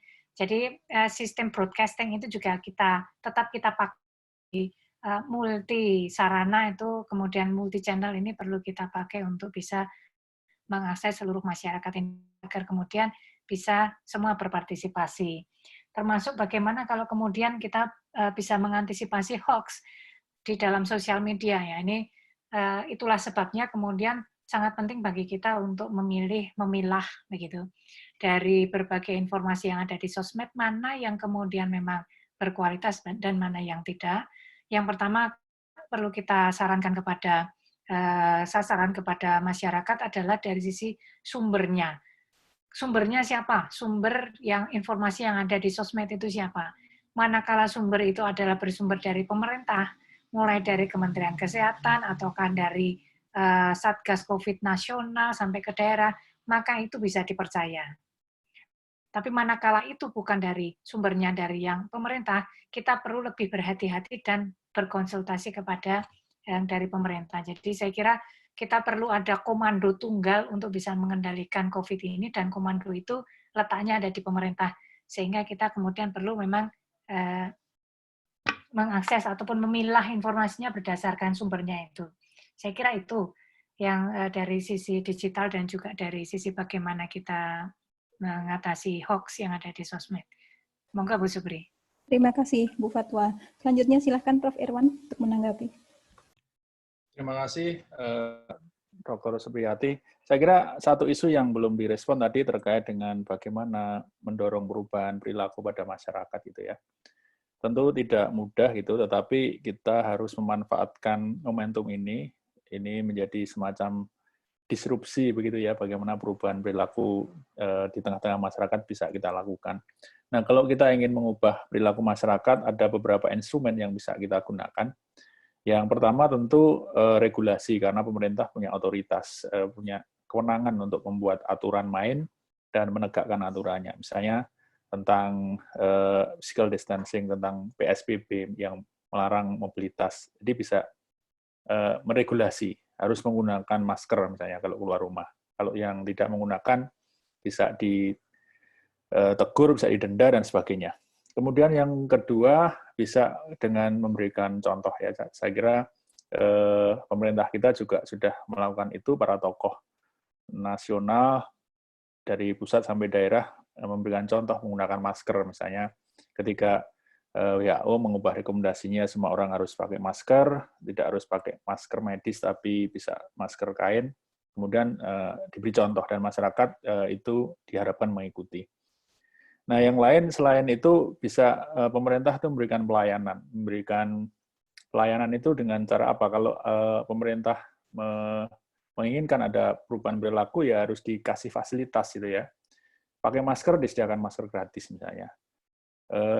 Cuci tangan misalnya disediakan tempat-tempat cuci tangan, wastafel portable di banyak tempat strategis yang sering digunakan masyarakat. Nah, sehingga anjuran itu akan diikuti karena memang ada fasilitas yang bisa digunakan untuk mengikuti anjuran pemerintah. Kalau dianjurkan tapi tidak dilayani, berarti perilakunya tidak akan sesuai dengan ekspektasi pemerintah. Nah, yang terakhir, pemerintah bisa menggunakan insentif ya, bisa menggunakan bantuan-bantuan misalnya. Kalau stay di rumah ada bantuan berupa sembako. Kalau stay di rumah ada bantuan namanya kartu prakerja. Jadi insentif-insentif yang diberikan oleh pemerintah itu akan mempengaruhi perilaku publik. Nah, ini semua adalah instrumen yang bisa digunakan oleh pemerintah yang harus dilakukan secara konsisten. Saya kira salah satu kata kuncinya adalah konsisten. Itu saya kira, Bu Moderator. Terima kasih. Terima kasih banyak Prof. Irwan. Sebenarnya masih banyak pertanyaan, tapi kurang lebihnya secara umum banyak yang sama begitu ya. Dan karena memang keterbatasan waktu juga, jadi saya perlu membatasi juga. Nah, mungkin sebelum ditutup saya mohon closing statement dari masing-masing pembicara dan pembahas. Silakan mungkin bisa dimulai dari Bu Fatwa terlebih dahulu untuk closing statement. Terima kasih Bu Zubri. Yang ingin saya tekankan di sini adalah bahwa pandemi COVID-19 ini merupakan satu peristiwa yang kemudian menjadi proses pembelajaran bagi kita semua untuk bagaimana kita bisa merespon dengan cepat dan juga kemudian secara bersama-sama, secara bergotong royong. Jadi harapannya nanti ke depannya kita bisa menjadi jauh lebih baik lagi dalam menghadapi berbagai macam krisis-krisis yang mungkin bisa menimpa kita di kemudian hari. Jadi terutama dari sisi pengabaian ini, saya harapkan kita bisa menghindari sifat-sifat pengabaian dan kita supaya bisa berkomitmen sejauh kemampuan kita masing-masing. Sejauh kemampuan kita masing-masing, apakah dari yang paling minimal atau kemudian bisa kemudian yang sampai ke arah maksimal begitu. Mungkin itu dari saya. Terima kasih Bu. Ya, terima kasih Bu Fatwa. Selanjutnya Prof. Irwan, silahkan untuk closing statement. Terima kasih, Mbak. Singkat saja, saya kira sesuai dengan tema kita pada pagi sampai siang hari ini, bahwa pandemi COVID ini memang sangat masif, belum ada presidennya, sehingga kita tahu upaya untuk mengatasi ini tidak bisa diserahkan kepada pemerintah saja, apalagi hanya diserahkan kepada Jokowi, tetapi saya kira perlu dukungan seluruh komponen masyarakat, kita semua, apapun peran kita pasti akan punya kontribusi di dalam upaya untuk menanggulangi COVID ini. Terima kasih. Baik, terima kasih Prof. Irwan. Silahkan selanjutnya Dr. Rizkiana untuk memberikan closing statement. Oke, jaga jarak, semua pakai masker, cuci tangan pakai sabun. Terima kasih. Baik, terima kasih Pak Rizky pesan-pesannya. Baik Bapak Ibu semuanya, baik yang ada di Zoom ini ataupun yang di live streaming. Jadi kita sudah mendiskusikan dengan sangat menarik ya, luar biasa dari mulai testimoni tadi. Dan kalau saya mencoba beberapa hal yang dapat saya simpulkan bahwa memang kaitannya dengan kondisi masyarakat saat ini untuk merespon COVID-19 masih diperlukan peningkatan literasi kesehatan yang kita tidak boleh bosan begitu ya. Jadi terus-menerus agar masyarakat pun bisa mengambil keputusan secara lebih bijak. Yang di sini tidak hanya sekedar mendapatkan informasi saja, tetapi bagaimana mengakses informasi agar tidak mengakses ke yang hoax misalnya seperti itu. Kemudian bisa memilih, memilah begitu ya, memilih dan memilah sehingga mengimplementasikan mana yang benar. Kemudian tadi juga ada tentang karena ini disrupsi, kita juga dibarengi dengan regulasi, dan keteladanan. Sehingga saya harapkan semua Bapak Ibu yang hadir di sini ini juga memberikan keteladanan, karena memang kita perlu bersinergi, tidak cukup menyerahkan semuanya kepada pemerintah, tapi bagaimana setiap pihak itu berpartisipasi. Jadi kita perlu bersinergi berbagai pihak sesuai dengan peran kita masing-masing. Dan yang pasti kita bisa mendayagunakan, gitu ya, mendayagunakan semua sumber daya yang ada. Jadi kalau tadi Prof. Irwan menegaskan perlunya ada fasilitas, gitu ya, perlunya ada fasilitasi, ada layanan, maka mari kita daya gunakan semua sumber daya yang ada, sehingga harapannya memang pencegahan atau pengendalian COVID-19 ini bisa dilakukan secara tepat dan segera berakhir. Mungkin itu saja dari saya. Mohon maaf apabila banyak hal yang kurang berkenan, terutama pada Bapak Ibu para peserta yang mungkin pertanyaan-pertanyaannya belum diakomodir. Kita sudah berusaha untuk mengakomodir semua pertanyaan, dan nanti materi seminar akan dapat Bapak Ibu akses di web Departemen perkesling.fk.ugm.ac.id, dan juga nanti juga akan diunggah di web hpu.ugm.ac.id. Mungkin demikian saja. Terima kasih atas banyak hal yang kurang berkenan. Sekali lagi saya aturkan terima kasih kepada Prof. Irwan, Bu Fatwa, dan juga Pak Rizkiana yang sudah berkenan hadir, dan juga Bapak Ibu semua yang sudah berpartisipasi. Selamat siang, salam sehat. Assalamualaikum warahmatullahi wabarakatuh. Waalaikumsalam warahmatullahi wabarakatuh. Warahmatullahi wabarakatuh. Terima kasih sekali. Sehat selalu Bapak Ibu sekalian. Mohon izin meninggalkan. Di matur nuwun Pak Rizkiana, Prof. Irwan, Bu Supri.